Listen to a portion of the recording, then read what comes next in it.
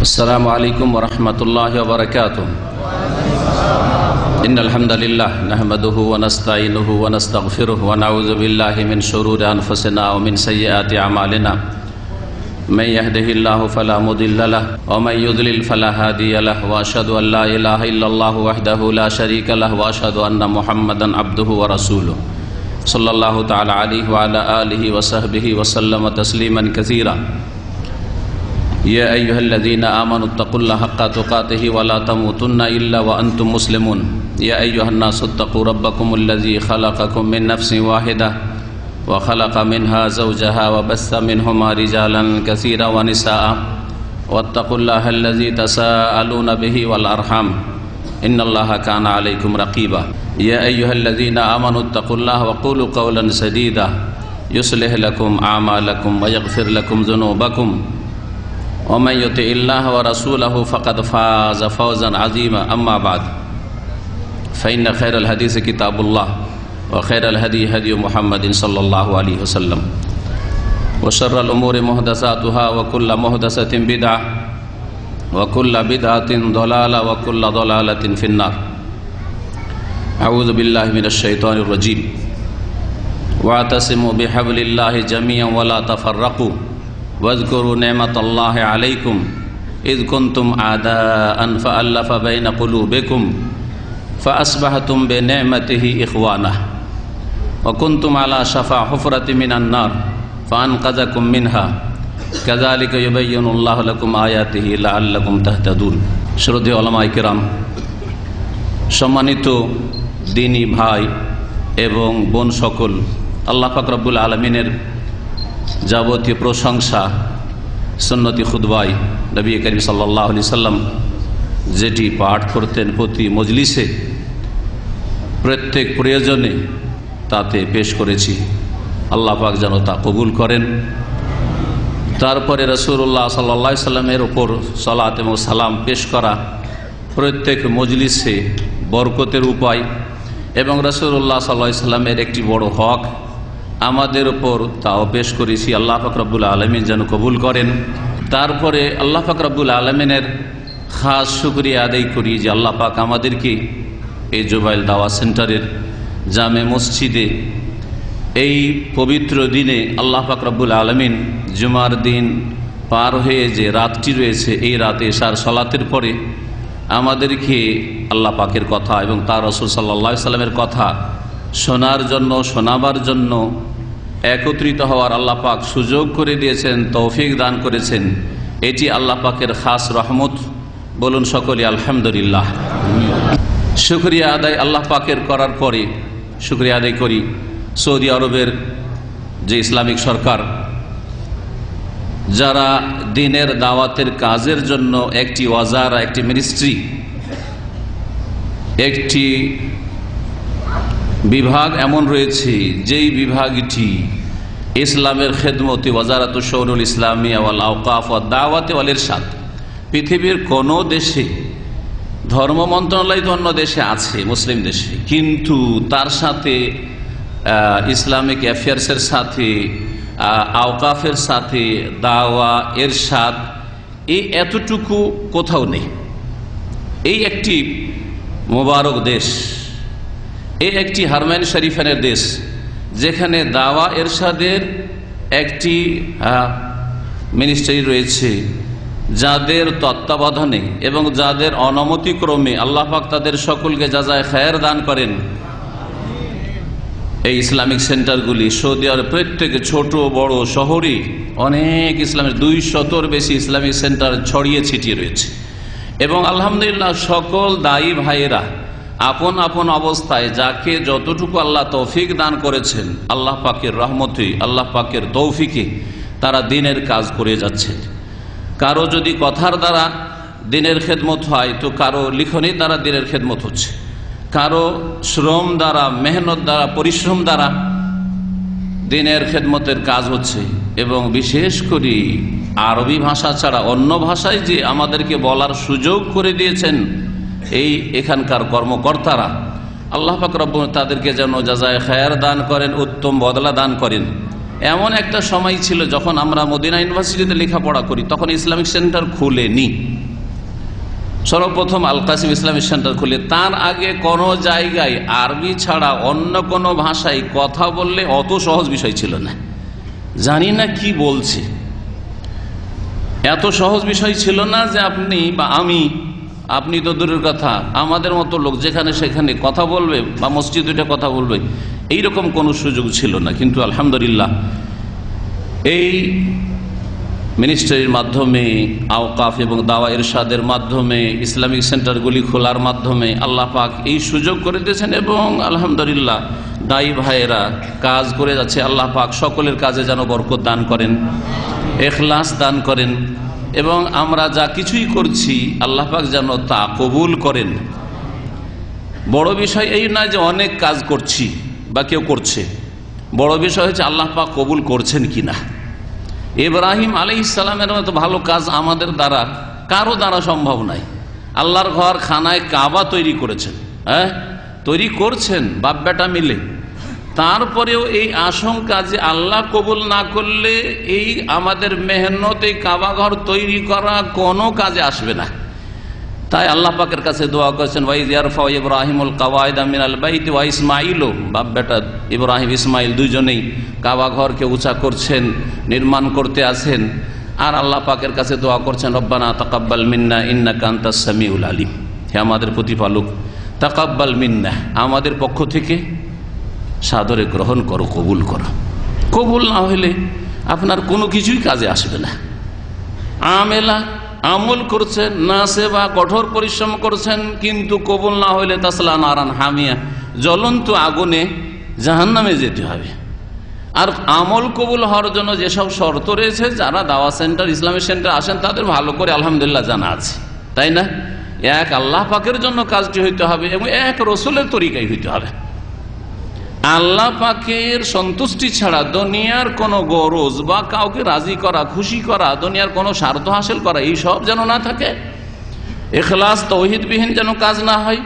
আর এক রাসূলুল্লাহ সাল্লাল্লাহু আলাইহি ওয়াসাল্লাম যার অনুসরণ, যার আনুগত্য আল্লাহ ফরজ করেছেন, তার তরিকা ছাড়া অন্য কোনো তরিকত মারিফত দিয়ে যেন না হয়, নাহলে কোনো কিছুই কবুল হবে না, কোনো কিছুই কবুল হবে না, কোনো কিছু মনোযোগ হবে আল্লাহ পাক রব্বুল আলামিনের কাছে। তো আল্লাহ পাকের কাছে কবুল হওয়ার বিষয়টি হচ্ছে সবচাইতে বড় বিষয়। আল্লাহ পাক যেন আমাদের সকলের আমল কবুল করেন। আপনারা এখানে এসেছেন ভাগ্যবান, আলহামদুলিল্লাহ। এখানে এলেম শিখছেন, আল্লাহ পাক যেন কবুল করেন, এলেম অনুযায়ী আমল করার তৌফিক দান করেন। এখানে এসে আলহামদুলিল্লাহ এত হজ উমরা করছেন, যেটা দেশ থেকে বড় বড় ধনীদের পক্ষে সম্ভব নয়। পয়সা থাকলেও উমরার ভিসা পায় না, অনুমতি পায় না। বড় বড় কোটিপতি যারা যোগাযোগ আছে তারা বলে যে শেখ উমরার ভিসা এখনো খুলেনি, আসার খুব ইচ্ছা কিন্তু খুলেনি। কিন্তু আপনার জন্য সবসময় খোলা আছে, 24 ঘন্টা খোলা আছে, তাই না? 24 ঘন্টা খোলা আছে। সকালে যাবেন না, দুপুরে যাবেন না, বিকালে যাবেন, রাতে যাবেন, ভোরে যাবেন, কখন যাবেন আপনার ইচ্ছা হলে টান দিলেন মক্কা, উমরা করে চলে আসলেন। 5 বছর পরে একটা করে হজ করতে পারছেন, 5 বছর একটা হজ করতে পারছেন। দেশের মানুষ জীবনে একটা হজ করতে পারে না। তো আল্লাহ পাকের এসব নিয়ামতের শুকরিয়া আদায় করতে হবে, শুকরিয়া আদায় করেন। আল্লাহ পাকের অসংখ্য নিয়ামত আমাদের ওপর রয়েছে, সেসবগুলির শুকরিয়া আদায় করলে বাড়বে। আল্লাহ যেন শুকরিয়া আদায়ের তৌফিক দান করেন।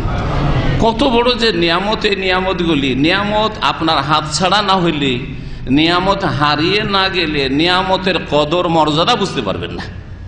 জি, আমার যে এই যে আওয়াজটা খারাপ, এতে আমি ভালো করে হাড়ে হাড়ে টের পাচ্ছি যে আজকে থেকে এমন সময় যখন আওয়াজ ওই রকম ছিল তখন কত ভালো লাগতো আমাকে, আর এখন আলোচনা করলে আমাকে নিজেকে কষ্ট লাগে। তো আল্লাহ পাক রব্বুল আলামিনের কাছে দোয়া করি, আল্লাহ পাক সকলকে যেন সুস্থ রাখেন আর সকলের আমলকে কবুল করেন। আর সকল দিনী ভাই বোনদের যারা দিনের ওপর রয়েছে তাদের নিয়ামতকে আল্লাহ পাক যেন দীর্ঘদিন তাদের সাথে রাখেন। চিরকাল তো আল্লাহ রাখবেন না, এক সময় দুনিয়া থেকে সকলকে বিদায় নিতে হবে। দীর্ঘদিন আল্লাহ পাকে নিয়ামত যেন আমাদেরকে ভোগ করার তৌফিক দান করেন, তার নিয়ামতকে তার সন্তুষ্টির কাজে লাগাবার তৌফিক দান করেন, ভালো কাজে ব্যয় করার আল্লাহ পাক তৌফিক দান করেন, তার নিয়ামতের শুকরগুজার হওয়ার আল্লাহ পাক যেন তৌফিক দান করেন। আল্লাহুম্মা আইন্না আলা যিকরিকা ওয়া শুকরিকা ওয়া হুসনি ইবাদাতিক। আলোচ্য বিষয় সম্পর্কে আব্দুল্লাহ শাহিদ ভাই জাযাকাল্লাহ খায়ের, তাকে জিজ্ঞেস করেছি কিন্তু তিনি বলছেন আপনার ইচ্ছায় ছেড়ে দিলে বেশি সমস্যা। যদি বেঁধে দিলে তখন আমি ওই রকমের প্রস্তুতি নিয়ে আসলাম, কিন্তু ইচ্ছায় ছেড়ে দিলে বড় সমস্যা। প্রস্তুতি নিলাম তো নিলাম, না হইলে কিন্তু চিন্তা করলাম যে এই সময় আলোচনার তো শেষ নাই, মুসলিমদের রোগের শেষ নাই, সুতরাং আলোচনার প্রয়োজনের শেষ নাই। যেটাই আলোচনা করবেন সেটারই প্রয়োজন রয়েছে। চিকিৎসা কোন দিকের করবেন? আকীদার চিকিৎসা করলে আকীদার আলোচনা করে শেষ নাই। এবাদতে এত ঘাটতি ত্রুটি মুসলিম সমাজের যে আসল নামাজ কি তারা গায়েব করে দিয়েছে। সুতরাং রোগের শেষ নাই উম্মতে মুসলিমার। সুতরাং যেই বিষয়ে আলোচনা করি সেই বিষয়ে আলোচনার প্রয়োজন রয়েছে। এমন নয় যে এই নামাজ রোজার কথা আর কি শুনবো, নামাজ রোজার কথা কি শুনবো। নামাজ পড়ছেন কয়জন, আর পড়ছেন তো কয়জনের কবুল হচ্ছে, কয়জন সহি সুন্নতি তরিকায় নামাজ পড়ছেন, কয়জন নামাজের মতো সলাতের মতো সলাত আদায় করছেন, ইত্যাদি ইত্যাদি। সুতরাং দিনের যে বিষয় নিয়ে আলোচনা করা যাক সেই বিষয়ের আলোচনার প্রয়োজন রয়েছে। তবে সব দিক মিলে চিন্তা করলাম যে মুসলিম উম্মতের ঐক্য সম্পর্কে আলোচনা করব এবং তার পদ্ধতি কেমন হওয়া উচিত, তার উপায় কেমন হইতে হবে। কারণ সবাই ঐক্যের কথা বলে, কিন্তু অনেকে মনে করে যে এমনভাবে আমরা এক হব যে কেউ কাউকে অসন্তুষ্ট করব না, সবার মন জগিয়ে চলবো, আর যত বেশি লোককে এক প্ল্যাটফর্মে নিয়ে আসতে পারি তত বেশি সাকসেসফুল হয়ে গেলাম। এটা আজকাল এক শ্রেণীর লোকদের ঐক্যের ডাক। কিন্তু এইটা কি আল্লাহ পাকের শিক্ষা? এটা কি রাসূলুল্লাহ সাল্লাল্লাহু আলাইহি ওয়াসাল্লামের শিক্ষা যে লোকজনকে বেশি জমা করে দিতে পারলেই ঐক্য চলে আসলো? মুসলিম জাতিকে যেটার ওপর মেজরিটি চলে এসছে সেটার ওপর যদি চলি, যে দল এটাই ভারী সুতরাং এই দলের ওপর চলতে লাগি, এইদিকে পাল্লা ভারী সুতরাং ওই দিকে ঝাঁপ দিয়ে দিই বা ওইদিকে ঝুঁকে যাই, এটার নাম কি ঐক্য? বা এটাই কি ঐক্যের পদ্ধতি? এইভাবে কি মুসলিম উম্মতে ঐক্য আসতে পারে, ইত্তিহাদ আসতে পারে, নাকি এর জন্য অন্য কোনো ভিত্তি রয়েছে? কোরআনে কারীমের সূরা আল ইমরান আয়াত নম্বর 103 আল্লাহ পাক ইরশাদ করছেন, ওয়াতাসিমু বিহাবলিল্লাহি জামিয়া। সকল মুসলিমকে আল্লাহ পাক সম্বোধন করে বলছেন। মুসলিমদের কথা এই জন্য বললাম যে মুসলিমরাই আল্লাহর এই রশিকে ধরে ঐক্যের চেষ্টা করবে। আর যারা ইসলামের প্রতি বিশ্বাস রাখে না, আল্লাহর তৌহিদের প্রতি বিশ্বাস রাখে না, কোরআনে কারীমের প্রতি বিশ্বাস রাখে না, কিবলার প্রতি বিশ্বাস রাখে না, রাসূলের প্রতি বিশ্বাস রাখে না, তারা তো হাবলুল্লাহ আসবে না। সুতরাং এই জন্য বললাম যে কোরআনে কারীমের এই সম্বোধন মুসলিমকে, আর না হলে সত্যিকার অর্থে কোরআনে কারীমের সম্বোধন সকল মানুষের জন্য, সকল মানুষের জন্য আল্লাহ পাক কোরআনে কারীম নাযিল করেছেন, ওয়াতাসিমু বিহাবলিল্লাহ। হে মানুষ, হে মুসলিম, তোমরা সকলেই আল্লাহ রশিকে মজবুত করে ধারণ করো। ওয়াতাসিমু বিহাবলিল্লাহ, মজবুত করে ধারণ করো আল্লাহর রশিকে, সঙ্গবদ্ধভাবে, জামিআন, একসাথে সঙ্গবদ্ধভাবে। ওয়ালা তাফাররাকু, আর তোমরা বিচ্ছিন্নতা সৃষ্টি করিও না, বিচ্ছিন্নতা সৃষ্টি করিও না। আল্লাহ রশি হচ্ছে কোরআনে কারীম, আল্লাহ পাকের রশি হচ্ছে রাসূলুল্লাহ সাল্লাল্লাহু আলাইহি ওয়াসাল্লামের হাদিস। ভালো করে শুনেন, আল্লাহ পাকের রশি এই নয় যে কোনো একটা এমন ডাক দেওয়া হইল যেই ডাকের ওপর মেজরিটি লোক সাড়া দিল, সুতরাং সবাই যখন সাড়া দিয়েছে আপনারা 10 জন খামাখাই কেন বিরোধিতা করবেন? এ নয়। আল্লাহ পাকের রশি হচ্ছে ওহী ইলাহি, ওহী আল্লাহ পাকের ওহী, আর আল্লাহ পাকের ওহী হচ্ছে কোরআনে কারীম এবং রাসূলুল্লাহ সাল্লাল্লাহু আলাইহি ওয়াসাল্লামের হাদিস। প্রিয় নবী মুহাম্মদ রাসূলুল্লাহ সাল্লাল্লাহু আলাইহি ওয়াসাল্লাম এই মর্মে ইরশাদ করেছেন। এখানে ওয়াতাসিমু বলা হয়েছে, আর হাদিসে কি বলা হয়েছে তা শুনুন। তারাকতু ফিকুম আমরাইন লান তাদিল্লু মা তামাসসাকতুম বিহিমা কিতাবাল্লাহি ওয়া সুন্নতি। তোমাদের মাঝে দুটো জিনিসকে ছেড়ে যাচ্ছি, দুটো জিনিসকে ছাড়ছি। লান তাদিল্লু মা তামাসসাকতুম বিহিমা, যতদিন পর্যন্ত তোমরা সেই দুটো জিনিসকে মজবুত করে, তামাসসাকা, ইতিসাম আর তামাসসুক কাছাকাছি অর্থ এগুলি। যতদিন পর্যন্ত তোমরা সেই দুটো জিনিসকে মজবুত করে ধরে থাকবে, লান তাদিল্লু, কখনো পথভ্রষ্ট হবে না। যতদিন ধরে থাকতে পারবে ততদিন পর্যন্ত তোমরা বিভ্রান্তির শিকার হবে না, গোমরা হবে না, জান্নাতের রাস্তা হারাবে না, তোমরা ব্যর্থতার রাস্তায় যাবে না, সফল কাম তোমরা হবে। লান তাযিল্লু মা তামাসসাকতুম বিহিমা একটি হচ্ছে কিতাব আল্লাহ, আল্লাহ পাকের কিতাব কোরআন কারীম, ও সুন্নতি, আর দ্বিতীয় হচ্ছে রাসূলুল্লাহ সাল্লাল্লাহু আলাইহি সাল্লামের আদর্শ, যেই আদর্শের ওপর রাসূলুল্লাহ সাল্লাল্লাহু আলাইহি সাল্লাম তার সাহাবায়ে কেরামগণকে ছেড়ে গেছেন, যেই দ্বীনের ওপর, যেই আকীদার ওপর, যেই ইবাদতের ওপর, যেই ইসলামের ওপর, যে আদর্শের ওপর নবী করিম সাল্লাল্লাহু আলাইহি সাল্লাম তার সাহাবায়ে কেরামকে ছেড়ে বিদায় নিয়েছেন, এই হচ্ছে রাসূলের সুন্নাত। বিচ্ছিন্নতাকে আল্লাহ পাক রব্বুল আলামিন হারাম করেছেন। ইখতিলাফ আর ইফতিরাক, এইখানে আল্লাহ যেটা নিষেধ করেছেন, ওয়ালা তাফাররাকু, তোমরা বিচ্ছিন্নতা সৃষ্টি করো না, তাফাররাকু ফিরকা থেকে, দলে দলে বিভক্ত হয়ে যেও না। এমন ফাটল ধরলো যে দলও তৈরি হলো আর অন্তরও দূরে সরে গেল, অন্তরেও ফাটল ধরলো, এইভাবে বিভিন্ন দলে বিভক্ত হয়ে গেলে এটা আল্লাহ নিষেধ করেছেন। তো আল্লাহ কোরআনের ভাষায় তাফরিকা নিষেধ করেছেন, ফিরকাবাজি নিষেধ করেছেন, কিন্তু ইখতিলাফ হবে। একটা হচ্ছে ইখতিলাফ, আরেকটি হচ্ছে ইফতিরাক। ইখতিলাফ মানে মতানৈক্য হওয়া, একাধিক মত হয়ে যাওয়া, এক মতের ওপর না আসা, কিছু কিছু বিষয়ে মতের পার্থক্য থাকা, ইখতিলাফ। আল্লাহ পাক ওই ইখতিলাফকে শুধু নিষেধ করেছেন যেটা ইফতিরাক, বিচ্ছিন্নতা পর্যন্ত পৌঁছায়। কিন্তু মতের ভিন্নতা আসলো কিছু কিছু মাসাইলে, তার মাধ্যমে আমরা দলে দলে ভাগও হইলাম না, আর অন্তরে আমাদের ফাটলও ধরলো না, আমাদের মাঝে হিংসা বিদ্বেষ শত্রুতাও তৈরি হলো না। যদি এইরকম হয়, আর কিছু মাসাইলে ইখতিলাফ থাকে, কেউ বলছে রফায়দান সুন্নাত, কেউ বলছে সুন্নাত নয়, কেউ বলছে আমিন জোরে বলতে হবে, কেউ বলছে আমি আস্তে বলতে হবে, কিন্তু এই জন্য দুই মসজিদ হলো না।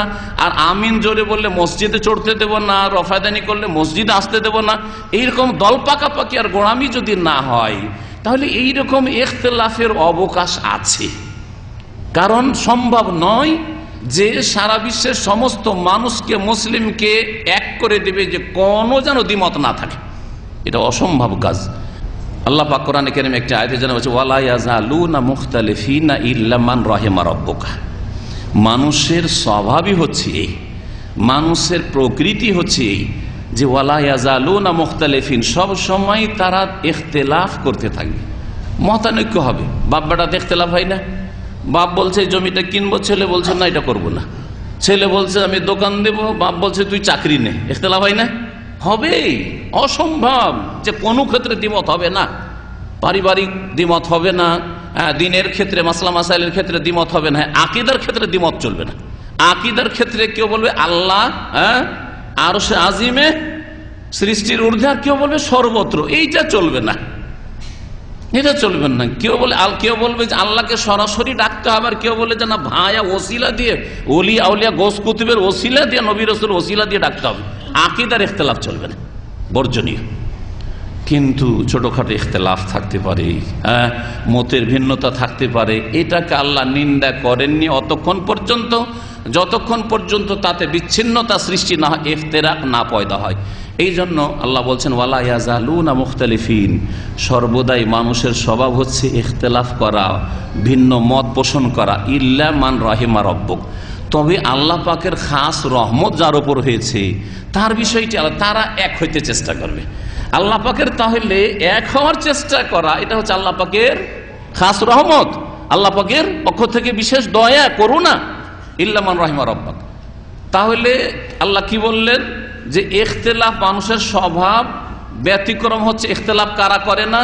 যাদের উপর আল্লাহ পাকের কি হয়? রহম হয়। তাহলে বোঝা গেল ঐক্য রহমত না ভাঙন রহমত? ঐক্য রহমত, ঠিক না?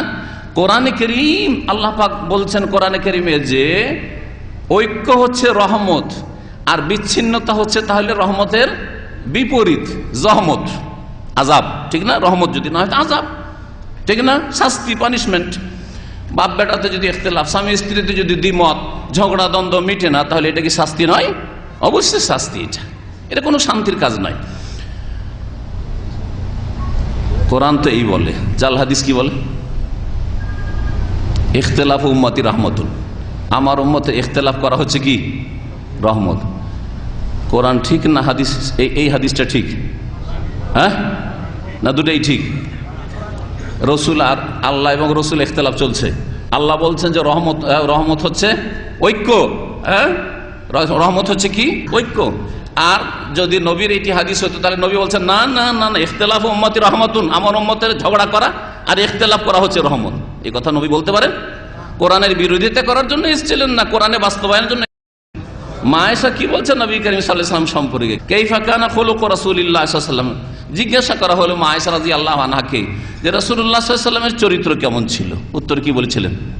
কানা খুলুকুহু আল কোরআন, নবী করিম সাল্লাল্লাহু আলাইহি ওয়াসাল্লামের চরিত্র ছিল আল কোরআনুল কারীম, কোরআনে কারীমের বাস্তবায়ন করা, প্র্যাকটিক্যাল। জি জি, যদি জীবন্ত কোরআন দেখতে চান, যেই কোরআন কথা বলছে, তো তিনি হচ্ছেন সাইয়্যিদুল মুরসালিন খাতামুন নবীর মুহাম্মদুর রাসূলুল্লাহ সাল্লাল্লাহু আলাইহি ওয়াসাল্লাম। কোরআনে কারীমের কপি কথা বলবেন না, মুসহাফ কথা বলবেন না। আর যেই কোরআন কথা বলেছেন তিনি হচ্ছেন মুহাম্মদুর রাসূলুল্লাহ সাল্লাল্লাহু আলাইহি ওয়াসাল্লাম, তিনি তার চরিত্রই ছিল কোরআনে বাস্তবায়ন করা। তো কোরআন যদি বলে যে মানুষের স্বভাব হচ্ছে ভিন্ন মত পোষণ করা, নানা মত পেশ করা, ইল্লা মান রাহিমা রাব্বুক, তবে তোমার রব হে নবী যার উপর রহম করেছেন সে ইখতিলাফ করবে না, তারা মিলার চেষ্টা করবে, তারা মিলাবার চেষ্টা করবে, নিজেরা মিলার চেষ্টা করবে। জি, তারা ঐক্যের চেষ্টা করবে। ইখতিলাফ উম্মতি রহমাতুন, আমার উম্মতের ইখতিলাফ রহমত। এই জন্য এই হাদিসটি সহি নয়, জাল, মিথ্যা কথা, জাল মিথ্যা কথা। হাদিসের নামে গড়েছে, সেই জন্য জাল হাদিসকে হাদিস বলা হয়, কিন্তু আসলে জাল হাদিস রাসূলুল্লাহর কথাও না, রাসূলুল্লাহ সাল্লাল্লাহু আলাইহি ওয়াসাল্লামের আমলও না, সুতরাং সেটি হাদিসই নয়। আসলে সত্যিকার অর্থে জাল কথা কখনো হাদিস নয়। সত্যিকার অর্থে বলতে হলে কিভাবে বলতে হয়? জাল কথা।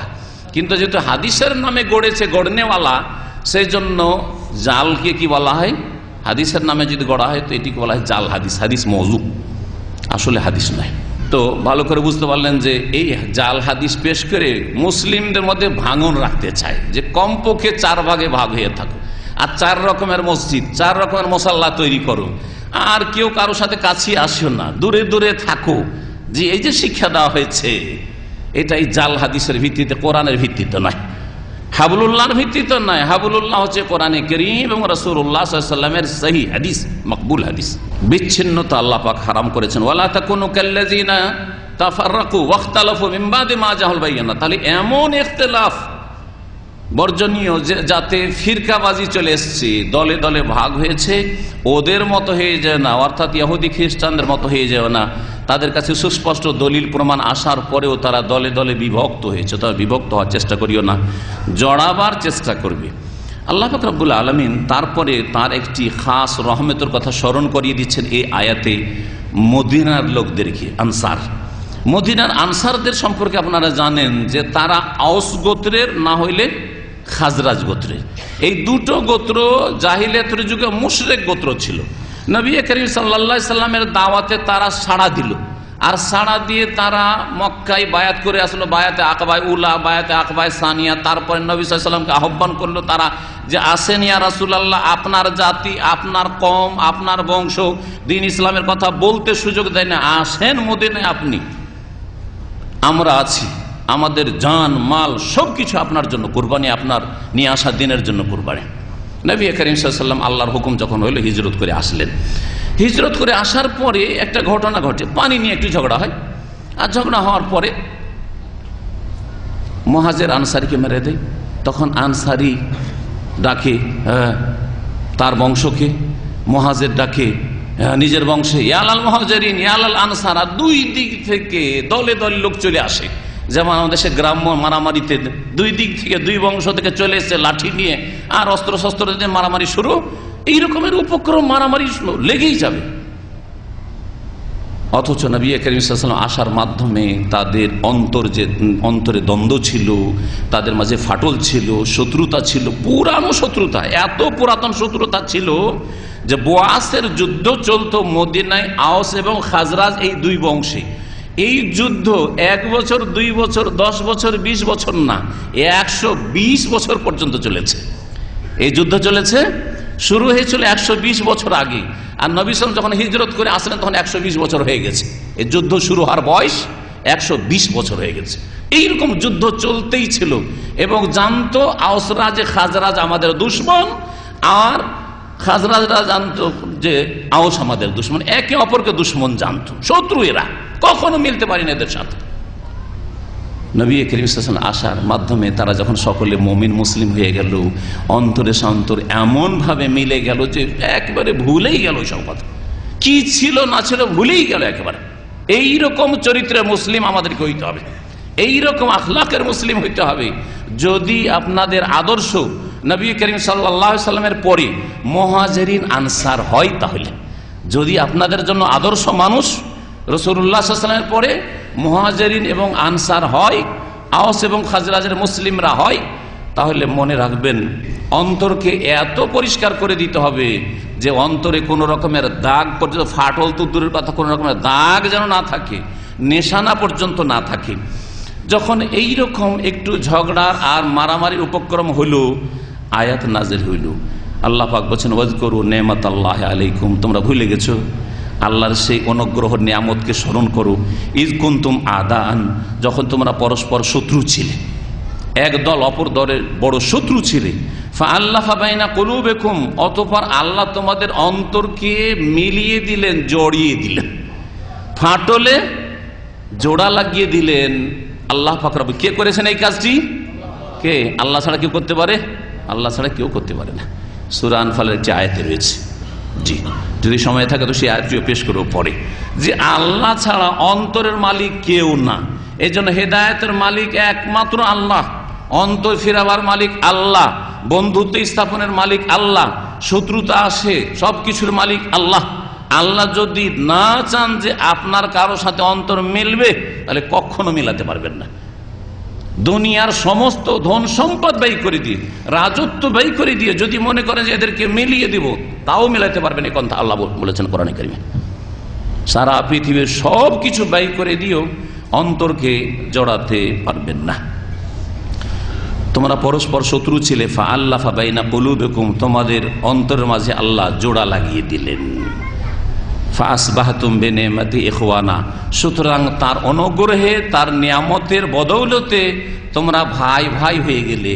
মুহাজির আনসারের ভাই, আনসার মুহাজিরের ভাই, আওস খাজরাজের ভাই, খাজরাজ আওসের ভাই, সব ভাই ভাই। আর ওই সব দলীয় দ্বন্দ্ব আর ওই গোত্রীয় দ্বন্দ্ব ওসব কিচ্ছু থাকলো না, আমরা ভাই ভাই, আনসারি ভাই ভাই। আল্লাহ পাক বলছেন যে তোমরা লড়াই করতে করতে, মারামারি করতে করতে, আর তোমাদের মাঝে ফাটল ধরে এমন হয়েছিল যে ওয়াকুনতুম আলা শাফা হুফরাতিম মিনান নার, তোমরা জাহান্নামের আগুনের কিনারায় চলেই গেছিলে।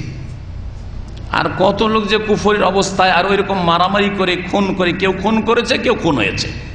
আর জানেন যে দুই দল যদি ইসলামের ওপরও থাকে, এই হাদিস সহিহ বুখারীতে রয়েছে, দুই দল, ওরা তো অমুসলিম ছিল জাহিলিয়াতের যুগে, তাই না? মুশরিক ছিল তারা। মুসলিমও যদি দুই দল হয় আর এক দল আর এক দলকে মারার জন্য উদ্গ্রীব থাকে যে যে কোনো উপায়ে মারবো, মারতে পারলো না, মার খেয়ে মরে গেল, তাহলে যে মারলো সেই শুধু জাহান্নামে যাবে, না যে মারা গেল সেও জাহান্নামে যাবে? হ্যাঁ, উভয় জাহান্নামে যাবে, ঠিক না? জি জি জি। এজাল তাকাল মুসলিমান বেসাইফেহিমা, প্রিয় মুহাম্মদ রাসূলুল্লাহ সাল্লাল্লাহু আলাইহি ওয়াসাল্লাম বলছেন, সহিহ বুখারী হাদিস, যে দুই মুসলিম যদি তরবারি নিয়ে মুখামুখি হয়, এদিক থেকে এই তরবারি হাতে নিয়ে আছে, ওই দিক থেকে ওই তরবারি নিয়ে আছে, মারামারি করবে, আর দুইজনের একজন খুন হয়ে গেল, ফাল কাতিলু ওয়াল মাকতুলু ফিন্নার, নবী করিম সাল্লাল্লাহু আলাইহি ওয়াসাল্লাম বলছেন যে দুইজনে, কাতিল যে খুনি, ওয়াল মাকতুল যাকে খুন করা হলো, দুইজনেই কোথায় যাবে? ফিন্নার, জাহান্নামে যাবে। সাহাবীরা আশ্চর্য হয়ে গেলেন, এটা কেমন কথা হইল? বলছে ইয়া রাসূলুল্লাহ, হাযাল কাতিল, এ হচ্ছে খুনি, খুনি জাহান্নামে যাবে বুঝতে পারলাম, ফামা বালুল মাকতুল, যে নিহত হয়েছে, যাকে খুন করা হয়েছে, মজলুম বেচারা, তো ও কেন জাহান্নামে যাবে? উত্তরে কি বলেছে রাসূলুল্লাহ সাল্লাল্লাহু আলাইহি ওয়াসাল্লাম? লিআন্নাহু কানা হারিসান আলা কাতলি সাহিবি, কারণ এই ব্যক্তি যে খুন হয়েছে, সেই ব্যক্তি তার প্রতিদ্বন্দ্বীকে, তার সামনে যে অস্ত্র নিয়ে এসেছিল তাকে মারার জন্য, তাকে খুন করার জন্য উদ্গ্রীব ছিল, আমি ওকে মারব, আমাকে মারবে না সে, তাকে আমি মারবো, কিন্তু মারতে পারে, সে মার খেয়ে মরে গেছে, সেই জন্য দুইজনেই জাহান্নামে যাবে, অথচ দুইজনে মুসলিম, দুইজনে নামাজি হইতো, দুইজন মুআহিদ, কোন রকমের শিরক ছিল না, কোন রকমের কাবিরা গুনাহ ছিল না, তারপরেও জাহান্নামে যাবে। তাহলে যারা খুনি আর তার সাথে মুসলিমকে খুন করে আর এক অপরকে খুন করার চেষ্টাও করে, তার সাথে সাথে অন্যান্য কাবিরা গুনাহ আছে, তাদের কি অবস্থা হবে বলুন তো দেখি। আল্লাহ পাক বলছেন যে তোমরা জাহান্নামের আগুনের কিনারায় চলে গেছিলে, ফাআনকাযাকুম মিনহা, অতঃপর আল্লাহ তোমাদেরকে তা থেকে রক্ষা করলেন। কাযালিকা ইউবাইয়িনুল্লাহু লাকুম আয়াতিহি, এইভাবে আল্লাহ পাক তার আয়াত সমূহ বা তার নিদর্শনাবলী বর্ণনা করেন যাতে তোমরা হেদায়েত পাও, যে আল্লাহর নিয়ামতকে স্মরণ করো। আর আল্লাহ পাক রব্বুল আলামিন যে তোমাদেরকে কোরআনে কারীম দিয়ে, তোমাদের রাসূল পাঠিয়ে, তোমাদের কিবলা দিয়ে, তোমাদের ঈমান ইসলাম দিয়ে তোমাদের অন্তরকে জড়িয়ে দিয়েছেন, সুতরাং তাতে ফাটল ধরাবে না। যখন আপোষে দ্বন্দ্ব হয় তখন কোন দিকে ফিরে যেতে হবে? সমস্যার সমাধান করার জন্য কোন দিকে ফিরে যেতে হবে? দুনিয়ার ক্ষেত্রে কোনো দ্বন্দ্ব হোক, টাকা পয়সা নিয়ে হোক, জমি জায়গা নিয়ে হোক, অথবা দিনের মাসলা মাসাইলে দ্বন্দ্ব হোক আলেম ওলামাদের, অথবা দলীয় কোনো দ্বন্দ্ব হোক, যদি দ্বন্দ্ব হয় তো কোন দিকে ফিরে যেতে হবে? সূরা নিসার আয়াত নম্বর 59 আল্লাহ পাক ইরশাদ করেছেন, ইয়া আইয়ুহাল্লাযীনা আমানু আতিউল্লাহ ওয়া আতিউর রাসূলা ওয়া উলিল আমরি মিনকুম, হে মুমিন সকল তোমরা আল্লাহকে মানো, রাসূলকে মানো, আর তোমাদের নেতাদেরকে মানো। নেতা বলতে উলামায়ে কেরাম নেতা, দ্বীনের নেতা, অথবা শাসক নেতা, দুনিয়ার নেতা, যেই নেতা হোক না কেন, আপনার বাড়ির নেতা বাপ মা, তাদেরকে মানতে হবে। জি, আপনার প্রতিষ্ঠান যেখানে আপনি চাকরি করছেন সেখানে আপনার যে বস রয়েছে, কফিল রয়েছে, বা তার প্রতিনিধি রয়েছে, যে ম্যানেজার রয়েছে, তাকে মানতে হবে। আলেম ওলামাদেরকে মানতে হবে। এক বচন বলেননি যে একজন ইমামকে ধরে নিতে হবে, কারণ এই আয়াত পেশ করে মুকাল্লিদ ভাইরা, ওরা বলে যে মযহাব মানা ফরজ কোরআনে আছে। কোথায় বলছে? উলিল আমরে মিনকুম, উলিল আমরে মিনকুম, তোমাদের মধ্যে যারা আলেম ওলামা তাদেরকে মানো, তাদেরকে মানতে হবে। দেখো মযহাব ফরজ হয়ে গেল, তাই না? মযহাব ফরজ, দেখেন কেমন ভাবে কোরআনের অপব্যাখ্যা হচ্ছে। আরবি গ্রামার দিয়ে তাদেরকে বলছি যে উলু এক বচন না বহু বচন? কারা বুঝেন? বহু বচন। এক বচন কি? জু, মালওয়ালা, জু মালিন, এই জু শব্দের বহু বচন হচ্ছে উলু। তাহলে যদি একজন ইমামকে মানতে হয়, একটা মযহাব মানা ফরজ হয়ে যায়, তাহলে আল্লাহ বলতেন এক বচন দিয়ে বলতেন, উলু কেন বললেন? তাহলে বোঝা গেল যে যারাই উলামায়ে কেরাম, যেখানে আলেমকে পাবেন, আপনি জোবাইলে আছেন, জোবাইলের আলেম শাইখদের কাছে মাসলা মাসাইল নেবেন। আপনি যখন বাংলাদেশে ঢাকায় আছেন, ঢাকার আলেম ওলামাদের কাছ থেকে মাসলা মাসাইল। দাম্মামে যাবেন, যেটা হাতের নাগালে আপনার লাগে তার কাছে আপনি যাবেন। আপনি রিয়াজে যাবেন, যেখানে আপনি যার কাছে যাচ্ছেন। এই কথা বোঝানো হয়েছে। এটা বোঝানো হয়নি যে একজন ইমামকে ধরা ফরজ হয়ে গেছে। এই কথার গন্ধ পর্যন্ত আয়াতে নেই, এই কথার গন্ধ পর্যন্ত আয়াতে নেই। সুতরাং আয়াতের অপব্যাখ্যা করে জাতিকে কেউ গুমরাহ করার চেষ্টা করবেন না। আল্লাহ পাক রব্বুল আলামিন তাহলে আল্লাহকে মানতে বলেছেন, রাসূলকে মানতে বলেছেন, আর নেতাদেরকে মানতে বলেছেন। আর নেতা বললাম যে দুই রকম, দ্বীনি নেতা, দুনিয়ার নেতা। ফাইন তানাজাতুম ফি শাইইন, আল্লাহ বলছেন যদি কোনো কিছু সম্পর্কে, কোনো বিষয়ে তোমাদের আপসে ঝগড়া বিবাদ হয়, মতবিরোধ হয়, ফারুদ্দুহু ইলাল্লাহি ওয়া রাসূল, তাহলে ফিরিয়ে দাও আল্লাহর দিকে, রাসূলের দিকে। তখন আর নেতার দিকে ফিরায়ও না, তখন আর কোন দিকে ফিরায়ও না। দেখেন আনুগত্যের ক্ষেত্রে তিনটি কথা উল্লেখ করেছেন, আল্লাহ, রাসূল, উলিল আমর, ঠিক না? আল্লাহকে মানো, রাসূলকে মানো, তোমার নেতাকে মানো, বাপ মাকে মানো, আলেমকে মানো, শাসককে মানো। জি, বৈধ কাজে শাসককে মানবেন, বৈধ কাজে বাপ মাকে যেমন মানে, বৈধ কাজে আপনি আলেমের কথা মানবেন। আপনি হারাম কথা, আমি যদি হারাম কথা বলি মানবেন, হারাম মানা আপনার জন্য।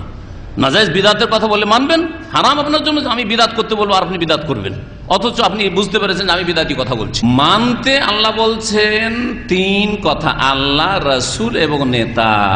কিন্তু যখন দ্বন্দ্ব হবে নেতাদের মাঝে, আলেমদের মাঝে, শাসকদের মাঝে, বাপ মায়ে, বাপ এক কথা, মা এক কথা বলছে, আল্লাহ বলছেন ফারুদ্দুহু ইলাল্লাহি ওয়ার রাসূল, তখন শুধু আল্লাহর দিকে ফিরা, রাসূলের দিকে ফিরা, আর কোনো আলেমের দিকে ফিরাইলে হবে না, কোনো শাসকের দিকে ফিরাইলে হবে না, শুধু মাকেই ধরে নিলে হবে না, শুধু বাপকেই ধরে নিলে হবে না। এখন সমাধান নিতে হবে একমাত্র আল্লাহর কাছে এবং তার রাসূল সাল্লাল্লাহু আলাইহি ওয়াসাল্লামের কাছে। তাহলে আশা করি বুঝতে পারলেন, তাই না? এটা করলে হবে না যে আর যে যে তরিকার উপর আছি, যখন কেউ বলছে এইটা করো, কেউ বলছে এইটা করো, কেউ বলছে সূরা ফাতিহা ইমামের পিছনে পড়তে হবে, কেউ বলছে সূরা ফাতিহা পড়তে হবে না। হ্যাঁ, বিশেষ করে আকীদার বিষয়। কেউ বলছে যে ওসিলা ধরে দোয়া করতে হবে, কেউ বলছে ওসিলা ধরতে হবে না। কেউ বলছে শবে মেরাজ করতে হবে, কেউ বলছে শবে মেরাজ করতে হবে না, বিদআত। কেউ বলছে শবে বারাত ইসলামে আছে, কেউ বলছে শবে বারাত নাই। এই দ্বন্দ্ব চলছে। এটা দ্বন্দ্ব শাসকদের দ্বন্দ্ব, হ্যাঁ, আলেমদের দ্বন্দ্ব, তাই না? আপনারা বিদআতি হইল আলেম মনে করছেন, আর কোরআন হাদিসের কথা বললেও আলেম মনে করছেন। সত্যিকার অর্থে যারা কোরআন সুন্নাহর আলেম তারাই হচ্ছে আলেম, কিন্তু আলেম মনে করছেন, সমাজে তারা আলেম বলে পরিচিত। এখন এই যে ইখতিলাফ চলছে, ইখতিলাফের সমাধান এই নয় যে বড় দল দেশে সবে মেরাজ করছে, সবে বারাত করছে, সুতরাং বড় দলের সাথে আছে, এর নাম ঐক্য। এর নাম ঐক্য নয়, এর নাম ঐক্য নয়। বরং ইব্রাহিম একা এক উম্মত ছিলেন পুরো ইরাকে। পুরো ইরাকে তার বাবার জাতি সবগুলি মুশরিক, আর তিনি ইব্রাহিমা ইন্না ইব্রাহিমা কানা উম্মাহ। উম্মাতুন মানে আসল প্রসিদ্ধ তাফসীর হচ্ছে ইমাম, কিন্তু তিনি ইমামও ছিলেন এবং একা এক উম্মতও ছিলেন, ওয়াহিদ একমাত্র তিনি। তিনি যখন স্ত্রী নিয়ে সফর করেন, তখন তিনি বলছিলেন তার স্ত্রীকে যে দেখো সারা, তোমার ছাড়া আল্লাহর জমিনে, এই জমিনে তোমার ছাড়া আমার ছাড়া কেউ আল্লাহর প্রতি বিশ্বাস রাখে না, কেউ তাওহীদ বিশ্বাস করে না, সবাই শিরকে ডুবে রয়েছে। সুতরাং এই জালেম শাসকের সামনে গিয়ে তোমাকে যদি তোমার কথা যদি জিজ্ঞাসা করে, আমি বলবো সারা উখতি, সারা হচ্ছে আমার বোন। সেই বুখারীর হাদিস।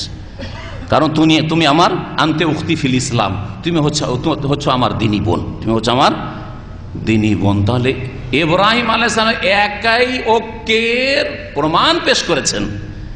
যদি ভারী দল মানেই ঐক্য হইতো, তাহলে সেখানকার লোকেরা শিরকের ওপর ছিল, সেই শিরকের ধর্মকর্ম করার নামই ঐক্য হতো, এর নাম কখনো ঐক্য না। সুতরাং দেশের অধিকাংশ লোকেরা সবে বারাত করছে, সবে মেরাজ করছে, আর মাজারের খেদমতের নাম ইসলাম মনে করছে, ঈদ মিলাদুন নবী করছে। সুতরাং সেই দলে সামিল হব, এর নাম ইসলামিক ঐক্য জোট না, এর নাম ইসলামিক ঐক্য জোট না। এটা ভুল কথা। একাই আপনার ঐক্য হইতে পারে, এটা হচ্ছে কোরআন সুন্নাহর কথা। আল্লাহ এবং রসুলের দিকে ফিরিয়ে দাও।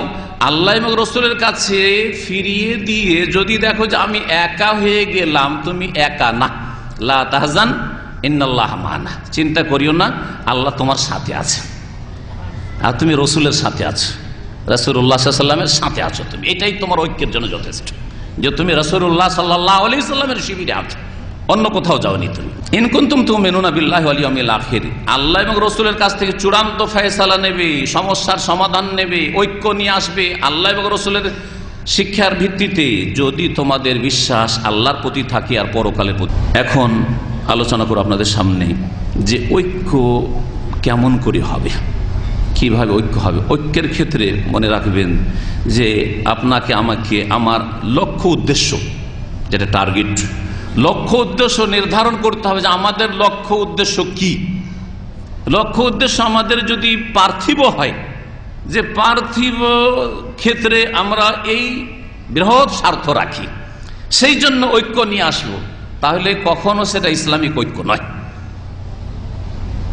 কিন্তু যদি আপনার লক্ষ্য উদ্দেশ্য থাকে তাওহীদ প্রতিষ্ঠা করা, তাওহীদ কায়েম করা, আল্লাহর জমিনকে শিরক মুক্ত করা, আপনার লক্ষ্য উদ্দেশ্য থাকে সুন্নত কায়েম করা, বিদআতকে নির্মূল করা, তাহলে এটি হচ্ছে সঠিক লক্ষ্য উদ্দেশ্য।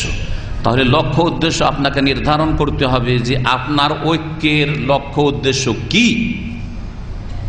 লক্ষ্য উদ্দেশ্য যেমন বললাম তাওহীদ এবং সুন্নাত কায়েম করা, এবং মানহাজ পন্থা হবে রাসূলুল্লাহ সাল্লাল্লাহু আলাইহি ওয়াসাল্লাম তার সাহাবায়ে কেরামদের পন্থা, সেই পন্থায় ঐক্য নিয়ে আসতে হবে।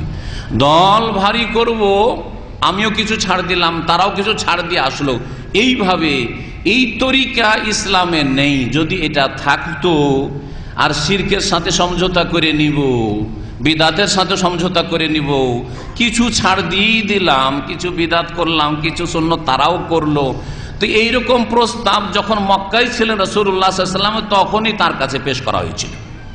মক্কার লোকেরা বলেছিল যে হে মুহাম্মদ, 1 বছর আপনার রবের ইবাদত করি, 1 বছর আমাদের ধর্মকর্ম আপনি করেন।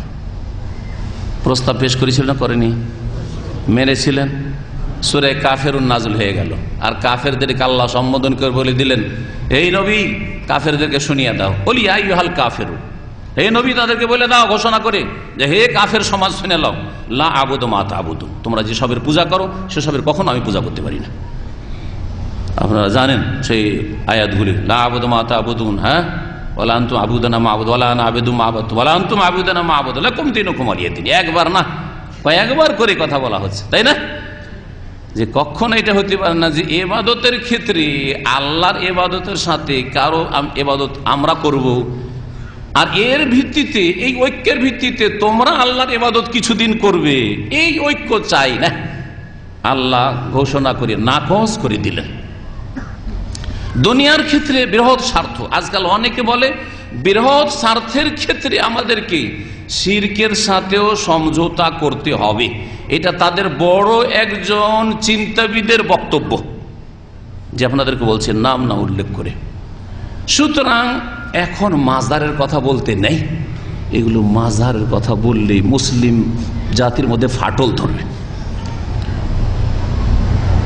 মাজারের কথা বলতে নেই, তাহলে আর মিলাদের কথা কি করে বলবেন? মিলাদ তো আর শিরক না, মাজারে সেজদা করা শিরক, কিন্তু মিলাদ তো আর শিরক, মিলাদ বিদাত। হ্যাঁ, তাহলে বিদাতের কথা কেন বলবেন? আর সবে বরাত আর সবে মেরাজ করা বিদাত, তো এগুলোর কথা আর কেন বলবেন? তাহলে এসব কিছু বলতে হবে না। বৃহৎ স্বার্থ কি তাদের কাছে? বলছে বৃহৎ স্বার্থ হচ্ছে যে ক্ষমতাটা আমাদেরকে নিতে হবে, ক্ষমতা যখন চলে আসবে তখন আমরা আমাদের ক্ষমতা দিয়ে বল প্রয়োগ করে আমরা ঈদে মিলাদুন্নবী উঠিয়ে দেবো, আমরা সবে মেরাজ উঠিয়ে দেবো, আমরা সবে বরাত উঠিয়ে দেবো, আমরাই মাজার টাজার উঠিয়ে দেবো, সব উঠিয়ে যাবে। এটা কি ঐক্যের তরিকা? এটা ঐক্যের পদ্ধতি? এটা ঐক্যের মানহাজ যা আম্বিয়া রসুলগণ শিখিয়েছেন, যা শেষ নবী মুহাম্মদ রাসূলুল্লাহ সাল্লাল্লাহু আলাইহি ওয়াসাল্লাম শিখিয়েছেন, তার সাহাবায়ে কেরাম রিজওয়ানুল্লাহ আলাইহিম আজমাইন তারা শিখিয়েছেন না? তারা শিখান নাই। নবী করিম সাল্লাল্লাহু আলাইহি ওয়াসাল্লাম যখন মক্কায় ছিলেন, তো মক্কায় নবী করিম সাল্লাল্লাহু আলাইহি ওয়াসাল্লামের কাছে কিছু প্রস্তাব এসেছিলেন, আসেনি এরকম পার্থিব প্রস্তাব। ইয়া মুহাম্মদ, হে মুহাম্মদ সাল্লাল্লাহু আলাইহি ওয়াসাল্লাম, যারা সিরাতুন নবী পড়েছেন, তুমি কি চাও? কেন আমাদের দেবদেবীর সম্পর্কে সমালোচনা করছো? কেন আমাদের ধর্মের বিরুদ্ধে, বাপদাদার ধর্ম, পূর্বপুরুষদের ধর্ম সম্পর্কে তুমি সমালোচনা করছো আর বিরোধিতা করছো? নতুন ধর্ম কেন নিয়ে আসলে? ইন কুনতা তুরিদু মুলকান, তুমি রাজত্ব চাও? মাল্লাক না, তোমাকে কিং বানিয়ে দিচ্ছে, রাজা বানিয়ে দিচ্ছে।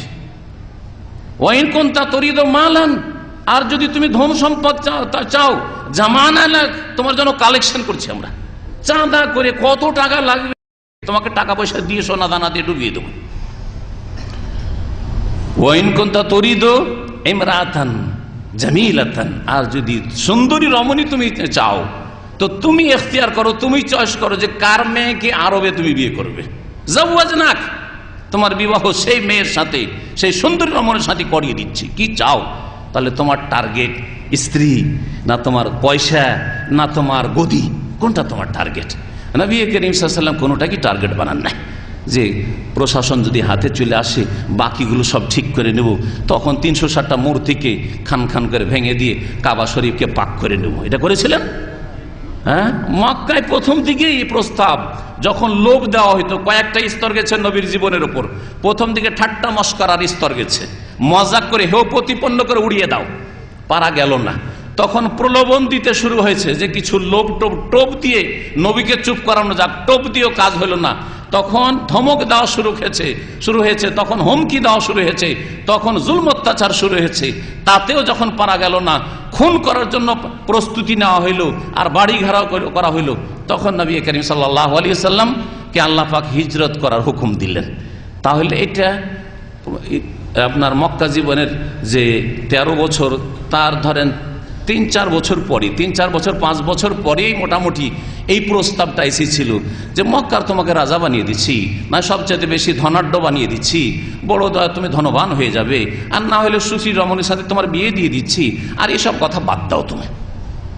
নবী করিম সাল্লাল্লাহু আলাইহি ওয়াসাল্লাম দুনিয়ার কোনো কিছুই চাননি, কারণ এটি ইসলামের লক্ষ্য উদ্দেশ্য নয়। ভালো করে শোনেন, ইসলামের লক্ষ্য উদ্দেশ্য, আপনি একজন মুসলিম হিসাবে আপনার জীবনের লক্ষ্য উদ্দেশ্য, আমি একজন দায়ী হিসাবে আমার জীবনের লক্ষ্য উদ্দেশ্য, একজন আলেম হিসাবে তার যে দায়িত্ব রয়েছে তার লক্ষ্য উদ্দেশ্য হবে তাওহীদ কায়েম করা। তাওহীদ কায়েম করা, এই নবীর উম্মতের একজন আপনি ব্যক্তি হিসাবে আপনার দায়িত্ব, প্রত্যেক মুসলিমের দায়িত্ব হচ্ছে তৌহিদ প্রতিষ্ঠা করা, সুন্নত প্রতিষ্ঠা করা, শিরককে নির্মূল করা, বিদআতকে উচ্ছেদ করা। এই হচ্ছে উদ্দেশ্য। এই উদ্দেশ্যে আম্বিয়া রসুলগণ প্রেরিত হয়েছিলেন। সম্মানিত ভাতৃমণ্ডলী, এই উদ্দেশ্যকে সামনে রেখে মনে রাখবেন যে প্রথম যে ঐক্য আমাদেরকে নিয়ে আসতে হবে সেটা তৌহিদ কায়েমের মাধ্যমে। তৌহিদ কায়েমের মাধ্যমে এই মর্মে সহিহ মুসলিমের একটি হাদিস শোনাই। প্রিয় নবী মুহাম্মদ রাসূলুল্লাহ সাল্লাল্লাহু আলাইহি ওয়াসাল্লাম থেকে আবু হুরায়রা রাদিয়াল্লাহু তাআলা আনহু বর্ণনা করছেন, ক্বালা রাসূলুল্লাহ সাল্লাল্লাহু আলাইহি ওয়াসাল্লাম, ইন্নাল্লাহা ইয়ারদা লাকুম সালাসান, আল্লাহ তোমাদের জন্য তিনটি কাজ পছন্দ করেন। নবী সাল্লাল্লাহু আলাইহি ওয়াসাল্লাম বলছেন যে আল্লাহ তোমাদের জন্য তিনটি কাজ পছন্দ করেন। ওয়া ইয়াকরাহু লাকুম সালাসান, আর তিনটি কাজ আল্লাহ পাক তোমাদের জন্য ঘৃণা করেন, অপছন্দ করেন। ফায়ারদা লাকুম আন তা'বুদুহু ওয়া লা তুশরিকু বিহি শাইআ, আল্লাহ যে তিনটি কাজ পছন্দ করেন তার প্রথম কাজ হচ্ছে যে একমাত্র তার ইবাদত বন্দেগী করবে, ওয়া লা তুশরিকু বিহি শাইআ, এবং তার সাথে কোনো কিছুকে শরীক করবে না। তাহলে ইসলামের প্রথম বৃহৎ স্বার্থ, যেটাকে আজকালকার ভাষা কি বলা হচ্ছে, আমাদের বৃহৎ স্বার্থে আমাদের উম্মতের ঐক্য নিয়ে আসার চেষ্টা করতে হবে। বৃহৎ স্বার্থ কি? আইয়াবুদুহু ওয়া লা ইউশরিকু বিহি শাইআ, তাওহীদ কায়েম করবেন, শিরক আল্লাহর জমিনে হবে না। তাওহীদ প্রতিষ্ঠা করা, আল্লাহর জাতের ক্ষেত্রে তাওহীদ, আল্লাহর সিফাত গুণাবলীর ক্ষেত্রে তাওহীদ, আল্লাহ পাক রব্বুল আলামিন রুবুবিয়াত কাজের ক্ষেত্রে তাওহীদ, আল্লাহ পাক রব্বুল আলামিনের উলুহিয়াত ইবাদত বন্দেগীর ক্ষেত্রে তাওহীদ, সার্বিক জীবনে তাওহীদ কায়েম করতে হবে। এটি হচ্ছে প্রথম আল্লাহ পাকের পছন্দনীয় কাজ। ওয়ান তাতাসিমু বিহাবলিল্লাহি জামিআ, আর তোমরা আল্লাহর রশিকে সংঘবদ্ধ হয়ে মজবুত করে ধরবে। ওয়ালা তাফাররাকু, আর তোমরা বিচ্ছিন্নতা সৃষ্টি করবে না। এটি আল্লাহ পছন্দ করেন। ওয়া ইয়াকরাহু লাকুম কিলকাল, আর তোমাদের জন্য ঘৃণা করেন কিলকাল, অপ্রয়োজনীয় কথা বলা। অপ্রয়োজনীয় কথা বলা, বসে আছেন মুখ চুপ থাকছে না।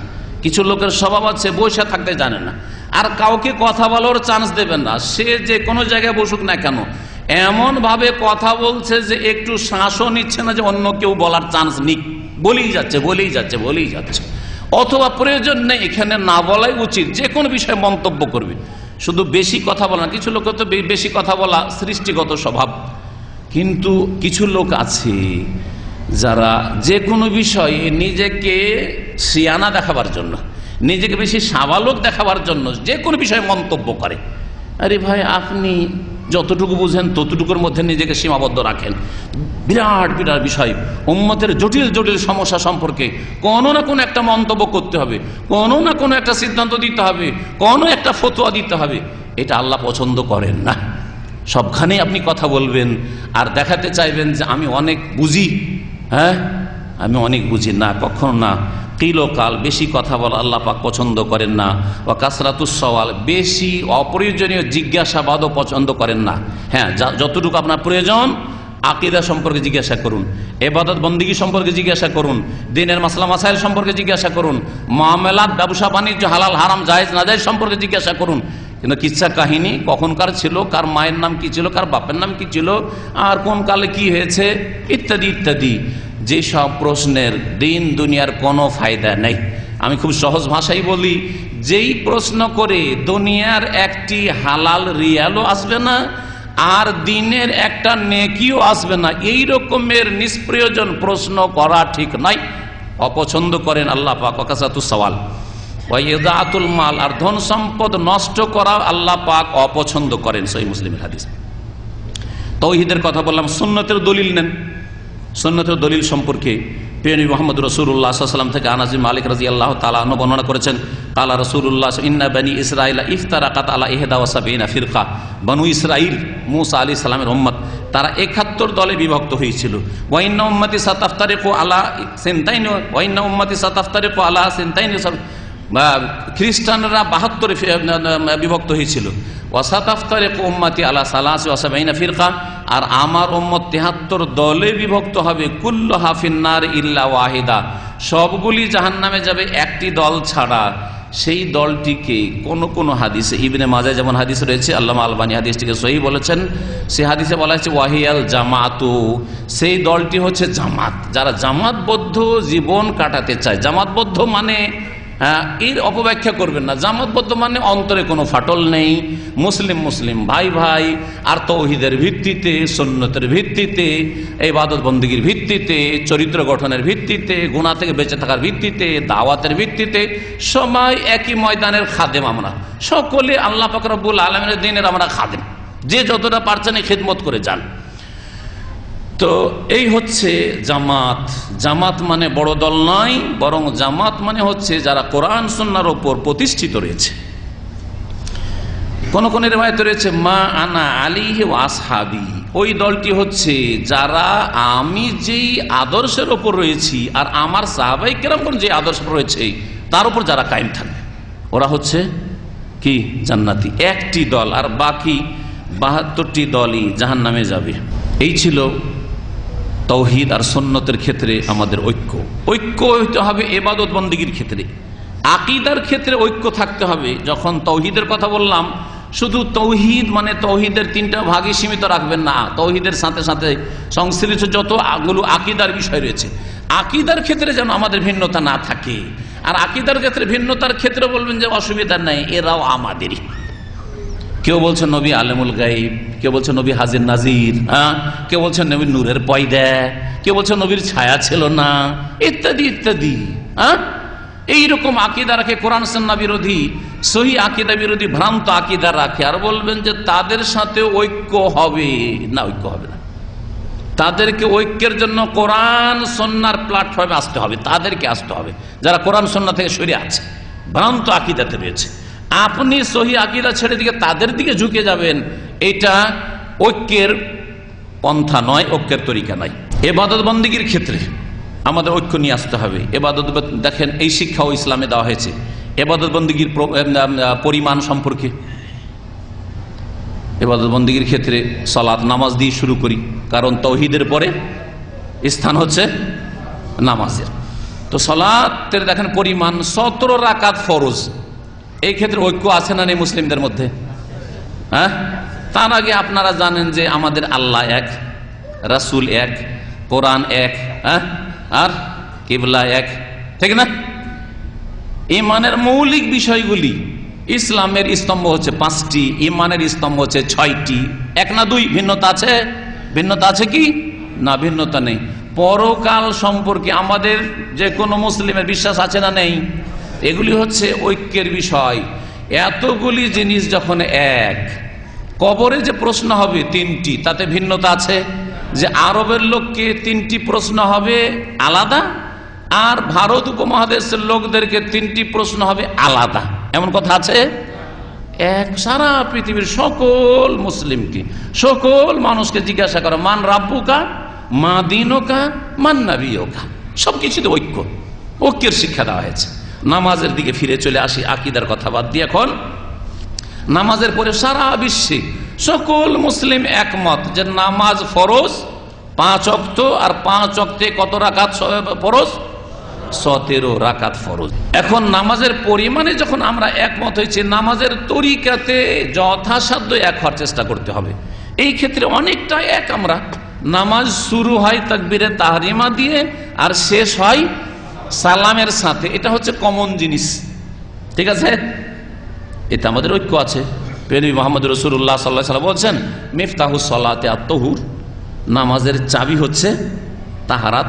গোসল ফরজ থাকলে গোসল করে আসা, আর যদি উযু না থাকে তো উযু করা, আর উযু না করতে পারলে তায়াম্মুম করা, গোসল না করতে পারলে, উযু না করতে পারলে তায়াম্মুম করা, তাই না? এটা হচ্ছে চাবি। এই চাবি যদি না থাকে তাহলে নামাজের ঘর খুলবে না, মানে সারা জিন্দেগি নামাজ পড়লে কবুল হবে না, বিনা উযুতে, বিনা গোসলে। তো নামাজের চাবি হয়ে গেল। ওয়া তাহরিমু তাকবীর, নামাজের তাহরিমা, নামাজের এহরাম। যেমন উমরা আর হজের এহরাম শুরু হয় মিকাত থেকে, বাইরের লোকের জন্য যখন থেকে এহরাম বাঁধলেন তখন থেকে আপনি উমরা আর হজে ঢুকে গেলেন, এটা হচ্ছে হজ উমরার এহরাম।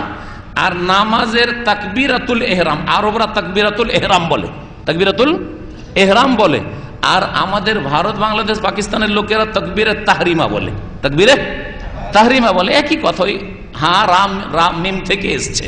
এহরাম আর তাহরিম, বাবে তাফিল আর বাবে এফালের গ্রামারের পার্থক্য। জি, আল্লাহু আকবার তাকবীরাতুল ইহরাম, এটা হচ্ছে তাকবীরে তাহরিমা। নবী করিম সাল্লাল্লাহু আলাইহি ওয়াসাল্লাম বলছেন তাহরিমুহা তাকবীর, নামাজের তাহরিমা দুনিয়ার কাজ কর্ম কথা হারাম করে দেয় কিসে? তাকবীর বললে। তাহলে তাকবীর দিয়ে নামাজ শুরু হয়, এখানে আমাদের একমত হতে হবে। ওয়া তাহলিলুহা তাসলিম, সালাম ফিরলে নামাজ শেষ হয়। দুনিয়ার কথা কাজ সালাম ফেরার সাথে সাথে হালাল হয়ে যায়। এখন আপনি কারোর সাথে কথা বলেন, না হয় মোবাইল রিসিভ করেন, না হয় বাইরে চলে যান, হ্যাঁ যা ইচ্ছা তাই করেন, আপনি গাড়ি চালাতে শুরু করেন, আপনি খেতে শুরু করেন, যা ইচ্ছা তাই করেন, আপনি আর যা ইচ্ছা তাই বলেন, এখন হালাল হইল। এই ক্ষেত্রে আমাদের ঐক্য আছে।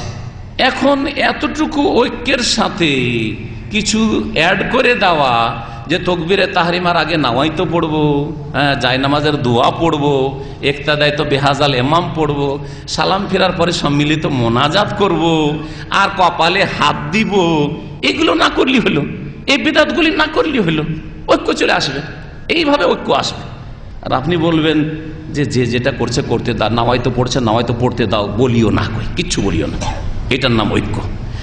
জায়নামাজের দোয়া পড়ছে পড়তে দাও, কিছু বলিও না ওকে, হ্যাঁ সম্মিলিত মোনাজাত করছে করতে দাও, কিছু বলিও না, এর নাম ঐক্য না, এটা ভুল ঐক্য। এইভাবে কখনো মুসলিম জাতিতে ঐক্য আসবে না, কারণ এই পন্থার উপর আল্লাহর রহমত কখনো হবে না। বিদাতি তরিকাতে কখনো ঐক্য আসবে না। নামাজের সময়ের ক্ষেত্রে একমত কিনা? মোটামুটি একমত। হ্যাঁ ফজরের নামাজ সম্পর্কে একটু ইখতিলাফ আছে, হ্যাঁ যে কখন পড়লে বেশি ভালো। আসরের নামাজ সম্পর্কে একটু দ্বিমত আছে, আর বাকি জোহর, এশা, মাগরিব এগুলি সম্পর্কে কাছাকাছি একমত। যেটুকু ইখতিলাফ আছে ওর সমাধানের জন্য আয়াত বলেছি। কোন দিকে ফিরে যেতে হবে? ফারুদ্দুহু ইলাল্লাহি ওয়া রাসূল, আল্লাহর দিকে ফিরাও, রাসূলের দিকে ফিরে দাও। যে রাসূলুল্লাহ আসরের নামাজ কোন সময় ছিল, আর রাসূলুল্লাহ সাল্লাল্লাহু আলাইহি সাল্লামের ফজরের নামাজ ফর্সা করেছিল না ভোরের অন্ধকারে ছিল, গালাসে ছিল, আপনি সহিহ হাদিসের আলোকে চূড়ান্ত ফয়সালা নিয়ে নেন। আর আপনি কারো অন্য কোনো ব্যক্তির পক্ষপাতিত্ব আর গোঁড়ামি না করে আপনি রাসূলের আদর্শের দিকে ফিরে চলে আসেন, তাহলে সমাধান হয়ে গেল, ঐক্য চলে আসলে। এইরকমই জামাতে হাজির হয়ে নামাজ পড়তে হবে। কোনো দ্বিমত আছে? হানাফি, শাফি, মালিকি, হাম্বলি সকলে বলছে যে পুরুষদেরকে কি করতে হবে? জামাতে নামাজ পড়তে হবে। হ্যাঁ এতটুকু ইখতিলাফ আছে যে জামাতে নামাজ পড়া ফরজ, ওয়াজিব না সুন্নাতে মুআক্কাদা, ঠিক না? এই ইখতিলাফ আছে। ইখতিলাফের সমাধান বললাম যে রাসূলের হাদিসের দিকে ফিরে যান। রাসূলুল্লাহ সাল্লাল্লাহু আলাইহি সাল্লামের হাদিসে জামাতে নামাজ পড়লে 25-27 গুণ বেশি নামাজ পাওয়া যায়, ফজিলত পাওয়া যায় নামাজের। সেই জন্য আপনি সুন্নাতে মুআক্কাদা বলে দিবেন। তাহলে নবী সাল্লাল্লাহু আলাইহি ওয়াসাল্লাম যারা জামাতে আসতো না তাদের বাড়িঘর যে জ্বালাইতে চান, ওই হাদিসকে কোথায় রাখবেন? ও অন্ধ লোক যে বললো ইয়া রাসূলুল্লাহ আমাকে তো নিয়ে আসার কোনো লোক নেই, তাহলে আমি বাড়িতে যদি নামাজ পড়ি হবে না? নবী কি বলেছিলেন যে হয়ে যাবে? হাল তাসমুন নিদাবিস সালাতে, নামাজের আজান শুনতে পাও? হ্যাঁ শুনতে পাই। ফাজিব, তাহলে আজানের ডাকে সাড়া দাও। বললেন না? বললেন না? অন্ধকেও ছাড় দিলেন না। তারপরে ইচ্ছা করলেন যে বাড়ি ঘরগুলি জ্বালিয়ে দেবো। লাউলান নেসা ওয়াসিবিয়ান, বাড়িতে মহিলারা যাদের জামাত ফরজ নেই, শিশুরা যাদের নামাজি ফরজ নেই, ওরা যদি না থাকতো তো যারা নামাজে আসে না, জামাতে আসে না, তাদের বাড়িগুলি জ্বালিয়ে দিত। আমি কথা বলেন নাই? তাহলে সুন্নাতে মুআক্কাদা ছাড়লে বাড়ি জ্বালাবেন নবী? কখনো না। তাহলে সমাধান পাওয়া গেল না? এইভাবে ঐক্য নিয়ে আসতে হবে। তাহলে মুসলিম জাতির ঐক্যের জন্য ফারুদ্দুহু ইলাল্লাহি ওয়া রাসূল। আরো আল্লাহ বলেছে আমাখতালাফতুম মিন শাইইন ফাহুকমুহু ইলাল্লাহ, যে কোনো বিষয়ে মতবিরোধ হোক না কেন ফয়সালা করবেন আল্লাহ পাক রব্বুল আলামিন। হুকমুহু ইলাল্লাহ, আল্লাহর দিকে তার হুকুম ফিরিয়ে দিতে হবে, বিচার ফিরিয়ে দিতে হবে। এইরকমই জুমাতে মুসলিম বিশ্বে কোন মুসলিম আছে যে জুমার দিন জুমা পড়তে হবে না, রবিবারে পড়তে হবে বা সোমবারে? এরকম আছে? জুমাতে হাজির, জুমা হচ্ছে জুমাবারে, হ্যাঁ জুমাবারে জুমার নামাজ পড়তে হবে, হ্যাঁ আর জুমার নামাজ 2 রাকাত পড়তে হবে, ঠিক না? আর জুমার নামাজের আগে খুতবা দিতে হবে। কোনো দ্বিমত আছে কি? তাহলে এগুলি হচ্ছে আমাদের ঐক্যের পয়েন্ট, এগুলির ভিত্তিতে ঐক্য নিয়ে আসতে হবে। এই ক্ষেত্রে খুঁটিনাটি যে ইখতিলাফগুলি রয়েছে সেখানেও আল্লাহ এবং রসুলের দিকে ফিরিয়ে দিতে হবে সমাধানের জন্য। হুজুরদের দিকে ফিরেলে হবে না যে আপনার হুজুর বড় পাগড়িওয়ালা, অথবা আপনি ওই হুজুরকে বেশি মহব্বত করেন সেজন্য তার কথাকে প্রাধান্য দিবেন, এটা কুপ্রবৃত্তির অনুসরণ করবেন। আপনি কোরআন সুন্নাহর অনুসরণ করলেন না, আপনি মনের চাহিদা পূরণ করলেন। আমার সাথে বা কারোর সাথে বিদ্বেষ আছে সেজন্য ভালো কথা বললেও কবুল করবেন না আপনি, এটা আপনি কুপ্রবৃত্তির অনুসরণ করলেন। এইরকমই ঈদ, ইসলামে ঈদ, নবী কারীম কয় ঈদের কথা বলেছেন? তিনটা না দুটো? হ্যাঁ, কি কি? ঈদুল ফিতর আর ঈদুল আজহা। তাহলে এই দুটো ঈদ, ঈদুল ফিতর হয় পহিলা শাওয়াল, ঈদুল আজহা হয় জিলহজ মাসের কয় তারিখে? 10 তারিখে। এতে কোনো দ্বিমত আছে? কোন মুসলিম বলছে যে ঈদুল ফিতর শাওয়াল মাসে নয় অন্য কোনো মাসে আছে? জিলহজ মাসে, ঈদুল আজহা নয় অন্য মাসে, এরকম আছে? কুরবানির দিন জিলহজ মাসের 10 তারিখ, 11 তারিখ, 12 তারিখ, 13 তারিখটা নিয়ে ইখতিলাফ আছে। সেই ক্ষেত্রেও ফিরিয়ে দিতে হবে রাসূলুল্লাহ সাল্লাল্লাহু আলাইহি ওয়াসাল্লামের কাছে যে আইয়ামে তাশরিকুলিকে আইয়াম ও যাবহিন, জবাইয়ের দিন, কুরবানির দিন নবী করিম সাল্লাল্লাহু আলাইহি ওয়াসাল্লাম বলেছেন। সুতরাং যেই মাযহাবে বলা হয়েছে যে কুরবানির দিন 4 দিন নয় 3 দিন, 10, 11, 12 শুধু, সেই মাযহাবের ফতোয়া তাহলে ভুল। আর যেই মাযহাবগুলি বলেছে আর তারাই হক পথে রয়েছে এবং তাদের দলের দিক থেকেও তারা ভারী আছে এই ক্ষেত্রে। তারা বলছেন যে কোরবানি হচ্ছে 4 দিন, 10, 11, 12, 13 তারিখ। তো ঐক্য নিয়ে আসতে হয় আমাদেরকে, ঐক্যের শিক্ষা নিতে হয় আমাদেরকে জুমা থেকে, জামাত থেকে, ঈদ থেকে। এখন এই ঈদুল ফিতর, ঈদুল আজহার জায়গায় কেউ যদি ঈদ মিলাদুন নবী পয়দা করে, তারা ঐক্য নিয়ে আসলো দল ভারী করে, তাদের দল কিন্তু ভারী। আপনার দেশে যারা ঈদে মিলাদুন নবী করে তাদের দল ভারী। তারা মুসলিম জাতির ঐক্য চায় না ফাটল ধরায়? ফাটল ধরায়। কারণ নবী করিম সাল্লাল্লাহু আলাইহি ওয়াসাল্লাম 2টো ঈদ দিয়েছেন, বাস 2টো ঈদ দিয়েছেন, তৃতীয় ঈদ দেন নাই। যারা অন্য ঈদ করে, নিজের ছেলের জন্ম দিবস, মায়ের মৃত্যু দিবস, বাপের মৃত্যু দিবস, বিবাহ দিবস, আর এই দিবস সেই দিবস করে যারা, তারা ঐক্যের ডাক ডাকে না তারা ভাঙন ধরায়? তারা ভাঙন ধরায়। তারা ভাঙন ধরায়। তাহলে যারা নিজেদের বাড়িতে বাড়িতে এই সব দিবসগুলি পালন করছেন, অথবা পরিবারে, সমাজে বা দেশে বিভিন্ন দিবসগুলি পালন করছেন, আর সেই দিবসে ধুমধাম ঈদুল আজহা, ঈদুল ফিতরের চাইতে বেশি, তাহলে তারা ঈদুল ফিতর, ঈদুল আজহা, আল্লাহ এবং রসুলের দেওয়া ঈদগুলিকে ঠান্ডা করে দিচ্ছে। এগুলিতে কোনো গরম নেই, এগুলিতে কোনো খরচ খরচা নেই, এগুলিতে তেমন কোনো কিছু ধুমধাম নেই। এগুলিতে লুঙ্গি পরে কোন রকম করে ঈদের নামাজটা পড়ে চলে আসলো পুরানা কাপড়েই, আর তারপরে আছে। আর না হলে কিছু লোক আজকাল গুনাহ করা শুরু করেছে। ঈদের নামাজ টামাজ পড়ে সিনেমায় সবচেয়ে বেশি ভিড়, ভালো করে খেয়াল করে দেখবেন। ঈদের দিনে আমি সফরে যাচ্ছি, তো দেখছি এক জায়গায় খুব ভিড় লেগে আছে। জিজ্ঞেস করলাম যে কি ব্যাপার, এখানে ভিড় কেন? বলছে জানেন না আজকে যে ঈদের দিন। বলছি ঈদের দিন তো এখানে কেন ভিড়? কিন্তু সিনেমা হল। বলছি সিনেমা হলে সবচেয়ে বেশি ভিড় ঈদের দিনে। কারা? হিন্দুরা সিনেমা হলে আসে ঈদের দিনে। যুবক যুবতীকে সাথে করে, স্কুল কলেজের ফ্রেন্ডদেরকে, গার্লফ্রেন্ড সাথে করে নিয়ে মুসলিমরা ঈদের দিনে সিনেমা হলে আসে দলে দলে। জি, নামাজের মধ্যে ঐক্য শিখানো হয়েছে বহু দিক থেকে। নামাজের মধ্যে, নামাজ এমন একটি ইবাদত, শুধু নামাজ শারীরিক ইবাদত নয়, অন্তরের ইবাদত নয়, বাচনিক ইবাদত নয়, সব রকমের ইবাদত। এবং নামাজের সবচেয়ে বেশি ঐক্যের শিক্ষা দেওয়া হয়েছে, সবচেয়ে বেশি ঐক্যের শিক্ষা দিয়েছে। নামাজে যতক্ষণ ইমাম আল্লাহু আকবার তাকবীর না দিয়েছে, আগে যদি তাকবীরে তাহরিমে দিয়ে নেয় নামাজ হবে? নামাজ বাতিল। আগেই যদি সালাম ফিরে দেন নামাজ হবেই? নামাজ হবে না। আগে যদি সিজদায় চলে যান, রুকুতে চলে যান ইমামের একটু আগে, নামাজ হবে? নামাজ হবে না। জি, বরং নবী করিম সাল্লাল্লাহু আলাইহি ওয়াসাল্লাম বলেছেন যে যেই ব্যক্তি রুকু থেকে বা সিজদা থেকে ইমামের আগেই মাথা উঠিয়ে নেয়, তার সম্পর্কে কি শুনিয়েছেন নবী সাল্লাল্লাহু আলাইহি ওয়াসাল্লাম জানেন? হাদিস, আমা ইয়াখশাল্লাযী ইয়ারফাউ রাসাহু ক্বাবলাল ইমাম আন ইউহাব্বিরাল্লাহু রাসাহু রাসা হিমারিন আও সূরাতাহু সূরাতা হিমারিন। সেই ব্যক্তিকে ভয় করে না যে নিজের মাথা রুকু সেজদা থেকে ইমামের আগে উঠিয়ে নেই, যে আল্লাহ তার মাথাকে বা তার সুরতকে, রূপ চেহারাকে গাধার চেহারার সাথে, গাধার রূপের সাথে রূপান্তরিত করে দেবেন। গাধার চেহারা আল্লাহ পাক চেহারায় তার চেহারাকে বিকৃত করে দেবেন। এই কথা কি নবী করিম সাল্লাল্লাহু আলাইহি ওয়াসাল্লাম বলেন নাই? ভয় লাগে না যে জেনে শুনে ইচ্ছা করে যদি ইমামের আগেই চলে যাও রুকু সেজদা, অথবা রুকু সেজদা থেকে উঠে যাও, তাহলে আল্লাহ পাক গাধার সুরতে তোমার সুরাতকে পরিবর্তন করে দেবেন। একটু ভয় করো। এর মাধ্যমে কি শিক্ষা দেওয়া হয়েছে? এমন কোন বড় বাহ্যিক দৃষ্টিতে কোন বড় অপরাধ করেছে, কিন্তু ঐক্যে ফাটল ধরিয়েছে। ইমাম যাকে মসজিদের বানিয়েছেন তারই যদি আনুগত্য না করেন, তাহলে শাসক ইমামের কি করে আনুগত্য করবেন, আলেমের কি করে আনুগত্য করবেন, তার ওপরে রাসূলুল্লাহ সাল্লাল্লাহু আলাইহি ওয়াসাল্লামের কি করে আনুগত্য করবেন, আল্লাহর আনুগত্য কি করে করবেন। এর মাধ্যমে আপনাকে ঐক্য শিখানো হয়েছে যে যতক্ষণ ইমাম রুকু সিজদায় না গিয়েছে, রুকু সিজদা থেকে না উঠেছে, ততক্ষণ পর্যন্ত উঠবে না। ইমাম ভুল করলো, পহিলা তাশাহুদ পড়লো না, দাঁড়িয়ে গেল, ইমাম সহ সিজদা করে, আমরা করি না, না করি না কেন করব? দোষ করবে ইমাম আর সহ সিজদা আমরা মানে কেন করব? কেউ যদি যুক্তি পেশ করে ইমাম সাহেব ভুল করলো, আমরা কেন সহ সিজদা, আমরা বসে থাকবো, আপনি সহ সিজদা করেন, ঠিক না? না, চলবে না, আপনাকে সহ সিজদা করতে হবে। এর মাধ্যমে ঐক্য শেখানো হয়েছে যে আপনার ইমাম যখন ভুল করেছে, সুতরাং তাকে সহসিজদা করতে হচ্ছে, তার সাথে সাথে ঐক্যের বহিঃপ্রকাশ ঘটিয়ে তোমরাও সকলে সহসিজদা করো। প্রিয় মুহাম্মদ রাসূলুল্লাহ সাল্লাল্লাহু আলাইহি সাল্লাম কাতার সোজা করা সম্পর্কে বলছেন, নোমান বিন বাশির রাদিয়াল্লাহু তাআলা আনহু বর্ণনা করছেন, সামিআতু রাসূলুল্লাহ সাল্লাল্লাহু আলাইহি ওয়াসাল্লাম ইয়াকুল, আমি রাসূলুল্লাহ সাল্লাল্লাহু আলাইহি ওয়াসাল্লাম বলতে শুনেছি, ইবাদাল্লাহ, হে আল্লাহর বান্দারা, লা তুসাউউন্না সুফুফাকুম, অবশ্যই অবশ্যই তোমরা নামাজের কাতারগুলিকে সোজা করে নেবে, অবশ্যই ফরজ, জরুরি, ওয়াজিব। আউলা ইউখালিফান্নাল্লাহু বাইনা ওয়াজুহিকুম, আর না হইলে আল্লাহ তোমাদের চেহারাগুলিতে বিরোধ পয়দা করে দিবেন।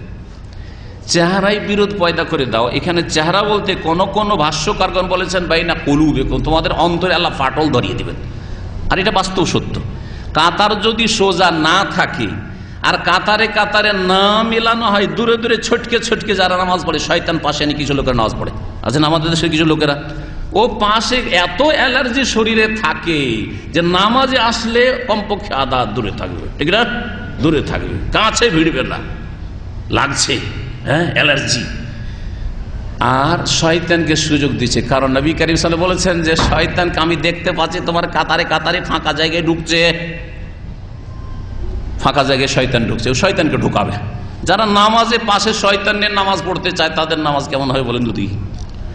নবী করিম সাল্লাল্লাহু আলাইহি ওয়াসাল্লাম বলছেন, দেখো তোমরা অবশ্যই কাতার সোজা করবে, আর না হইলে আল্লাহ তোমাদের চেহারায় তোমাদের অন্তরে ফাটল ধরিয়ে দিবেন, অন্তরে ফাটল ধরিয়ে দেবেন। বাস্তব সত্য।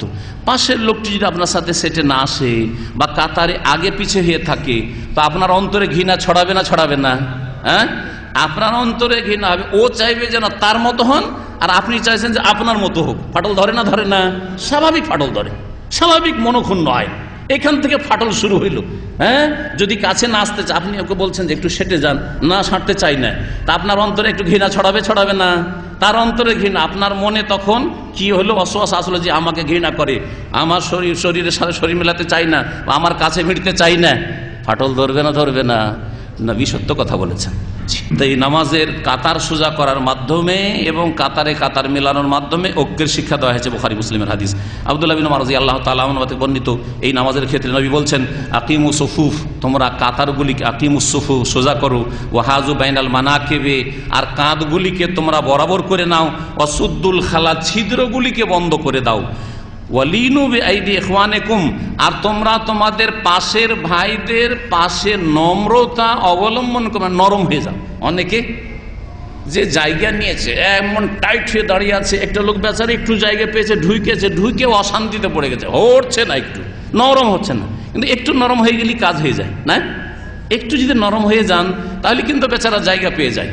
এই জন্য ভালো করে পরীক্ষা করে দেখবেন, পহিলা রাকাতে যে একটু চিপা জায়গায় ঢুকে, পহিলা রাকাতে খুব কষ্ট লাগে, দ্বিতীয় রাকাতে তখন ওর শয়তানটা একটু দূরে সরে যায়, ধীরে ধীরে দেখবেন অটোমেটিকলি জায়গা হয়ে যায়। ভালো পরীক্ষিত, কিন্তু জায়গা হয় না, হয় না? জায়গা হয়ে যায়। কোথা থেকে জায়গাটা আসলো? প্রথম যখন ঢুকছিলেন আপনাকে চান্সই দিছিল না, আরে এমন করে চেপে ধরেছে, হটতেই চাইছে না, একটু নরম হতেই চাইছে না। নবীর হাদিস বিরোধী কাজ।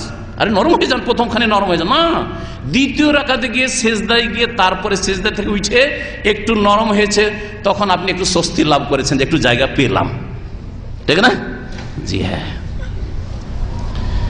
নবী করিম সাল্লাল্লাহু আলাইহি ওয়াসাল্লাম বলছেন আরো, ওয়ালা তাজাউ ফুরুজাত লিশ-শাইতান, শয়তানের জন্য শূন্য জায়গা, খালি স্থান ছেড়ে দিও না। তাহলে খালি জায়গা রেখে নামাজ পড়া, যে দুই পায়ের মাঝখানে শুধু 4 আঙ্গুল বা 1 বিঘত আমরা রাখবো, আর এদিকে কাঁধ লাগলো না, পাও লাগলো না, শরীরের সাথে শরীরও লাগলো না, আর মাঝখানে একটু একটু করে জায়গা রেখে দিলাম, এগুলো হচ্ছে শয়তানের জায়গা। নবী করিম সাল্লাল্লাহু আলাইহি ওয়াসাল্লামের এই হাদিসের আলোকে ভালো করে শুনেন এবং নামাজকে ঠিক করার মাধ্যমে ঐক্য নিয়ে আসার চেষ্টা করেন। নামাজে যাদের ঐক্য আসে না, বাকি আর কোন কাজে ঐক্য আসবে? ওমান ওয়াসাল্লা সাফান ওয়াসাল্লাহুল্লাহ, আর যারা কাতারে কাতার মিলিয়ে নেবে আল্লাহ তার রহমতের সাথে তাদেরকে মিলিয়ে নেবেন। ওমান কাতা সাফান, আর যারা কাতারকে বিচ্ছিন্ন করে রাখে কাতাহুল্লাহ, আল্লাহ তাকে বা তাদেরকে রহমত থেকে বিচ্ছিন্ন করবেন। সুনানে আবু দাউদের হাদিস, আল্লামা আলবানী হাদিসটিকে সহিহ বলেছেন। এই মর্মে আরও বেশ কিছু হাদিস রয়েছে, যে হাদিসগুলি আর বললাম না। ঐক্য নিয়ে আসতে হবে ইবাদত বন্দেগী, আকীদা, তাওহীদ, সুন্নাত, এগুলি আলোচনার পরে শেষ পয়েন্ট একটি বলবো, সেটা হচ্ছে অন্তর পরিষ্কার রাখার মাধ্যমে। অন্তর পরিষ্কার শিরক থেকে তো হবেই, মুনাফিকি থেকে হবেই, কিন্তু তার সাথে সাথে যে কোনো মুসলিম ভাই বোন সম্পর্কে কোনো কিছু যদি ঘটেও যায়, সে আপনার কাছের রক্তের সম্পর্কের লোক হোক অথবা দূরের লোক হোক, যার সাথে রক্তের সম্পর্ক নেই, অন্তরকে পরিষ্কার রাখার মাধ্যমে ঐক্য নিয়ে আসতে হবে। অন্তরে যদি ভাঙন ধরে থাকে তাহলে শরীরকে শরীরের সাথে মিলিয়ে কোনো কাজ হবে না, মহানাকা করে কোনো কাজ হবে না, কোলাকলি করে কোনো কাজ হবে না, কোনো কাজ হবে না।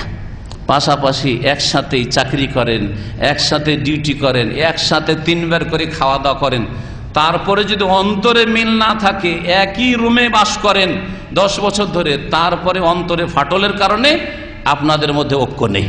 একই মায়ের পেট থেকে জন্ম নিয়েছেন, একই বাপের হোটেলে খাওয়া দাওয়া করছেন, একই ঘরে বসবাস করছেন, তারপরে ঐক্য যদি অন্তরে না থাকে তাহলে কখনো একই ঘরে বাস করে এক মায়ের পেটের হয়ে ঐক্য আনা যায় না। এই জন্য সালামাতুল কুলুব, অন্তরকে পরিষ্কার পরিচ্ছন্ন করা, সমস্ত রকমের হিংসা থেকে, বিদ্বেষ থেকে, শত্রুতা থেকে, কলহ থেকে, মনোমালিন্য থেকে, এই রকমের বহু যেগুলো অন্তরের ব্যাধি রয়েছে, অন্তরের ব্যাধি থেকে, আমরাদুল কুলুব, অন্তরের যে শাহওয়াতের ব্যাধি, সংশয়ের ব্যাধি তো আছেই, যেগুলো শিরকের ব্যাধি, মুনাফিকের ব্যাধি, সন্দেহের ব্যাধি ইত্যাদিগুলো তো আছেই, কিন্তু শাহওয়াত, কুপ্রবৃত্তির যে ব্যাধিগুলি রয়েছে, দুনিয়ার স্বার্থকে বড় করার জন্য অন্তর পরিষ্কার হতে চাই না, এতে থেকে অন্তরকে মুক্ত করার মাধ্যমে ঐক্য নিয়ে আসতে হবে।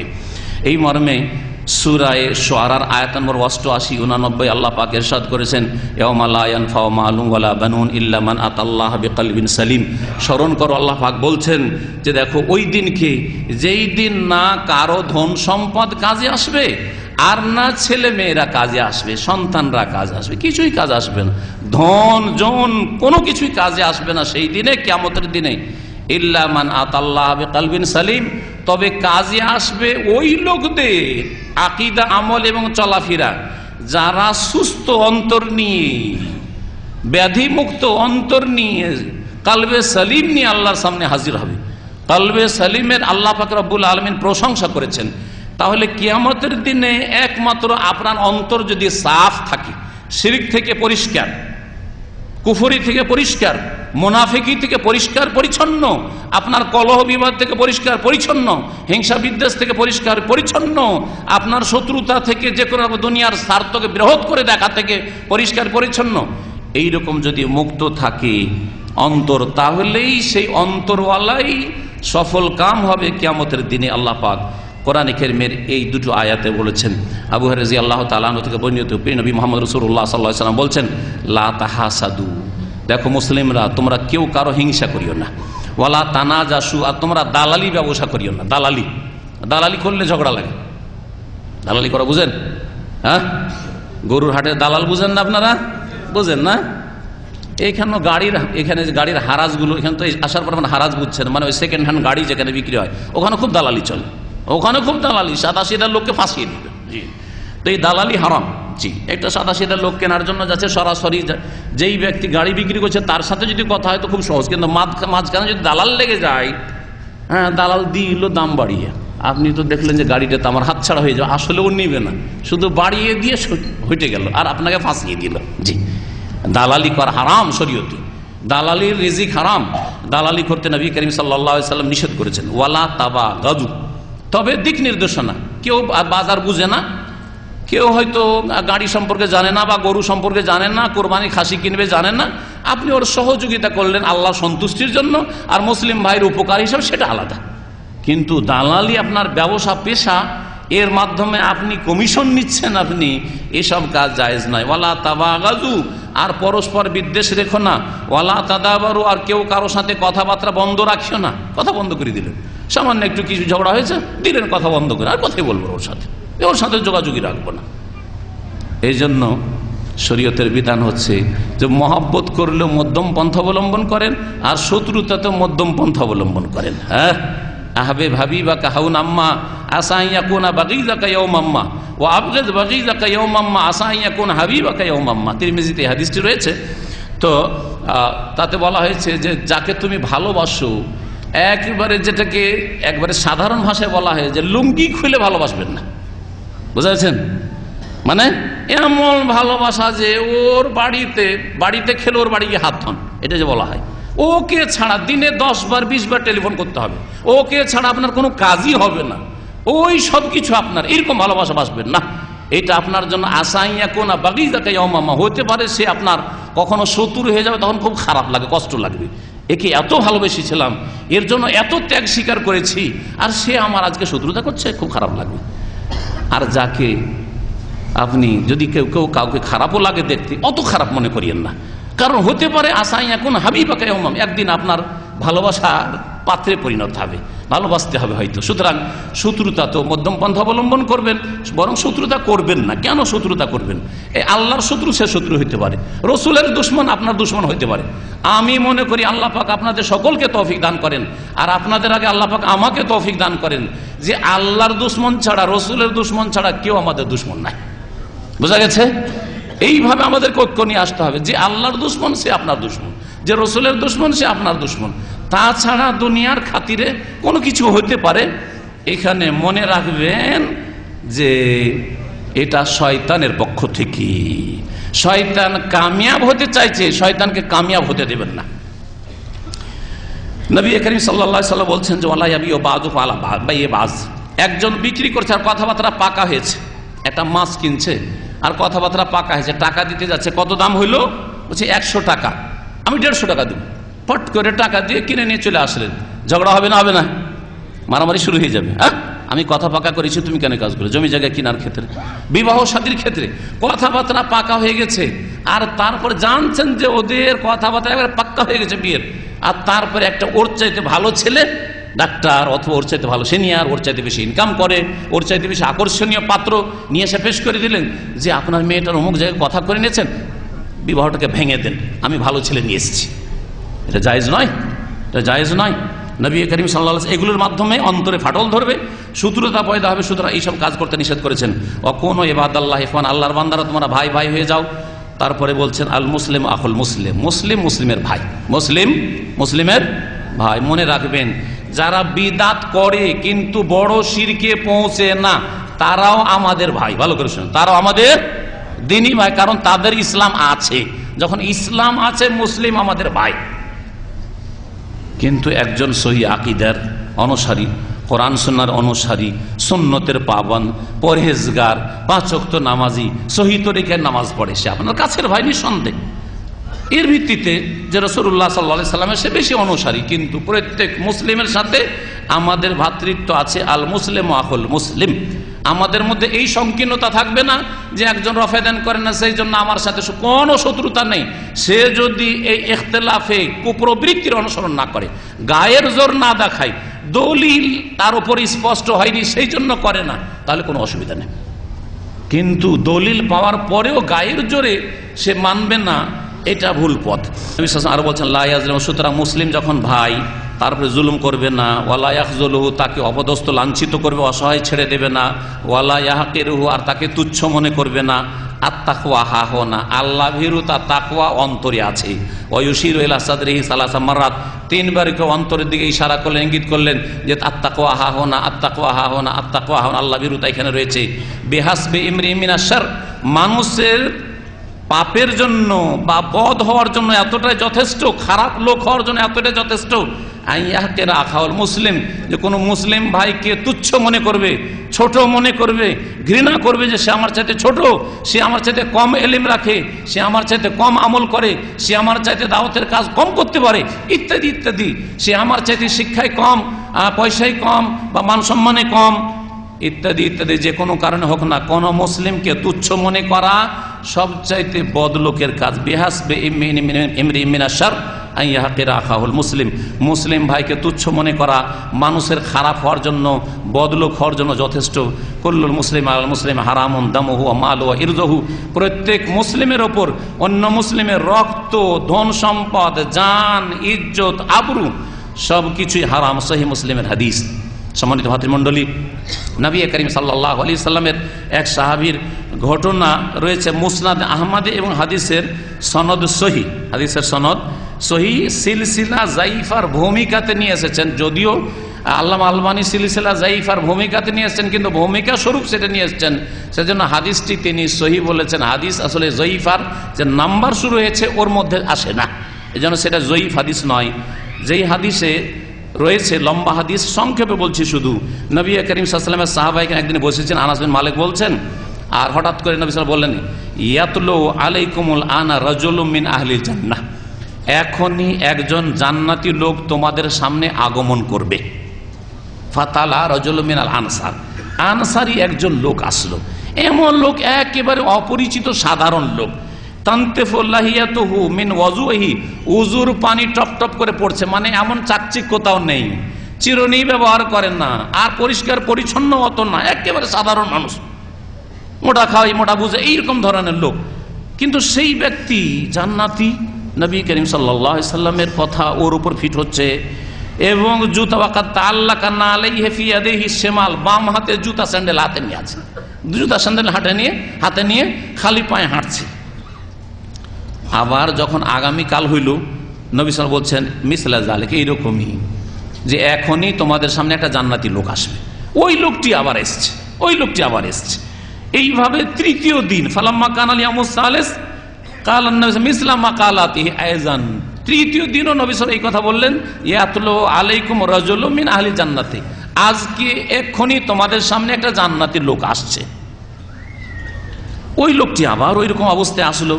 ফালাম্মা কামান নবী সাল্লাল্লাহু আলাইহি সাল্লাম যখন চলে গেলেন, আব্দুল্লাহ বিন আমর বিন আস ওই লোকটির পিছনে লেগে গেল, যে দেখি ওই লোকটা কি করে, কোন খাস আমল করে যে জান্নাতি জান্নাতি জান্নাতি। 3 দিন ধরে নবী শুধু বলছেন যে এখনই একটা জান্নাতি লোক আসছে, একটা জান্নাতি লোক আসছে, একটা জান্নাতি লোক আসছে। আর এই করে কি এই লোকটি?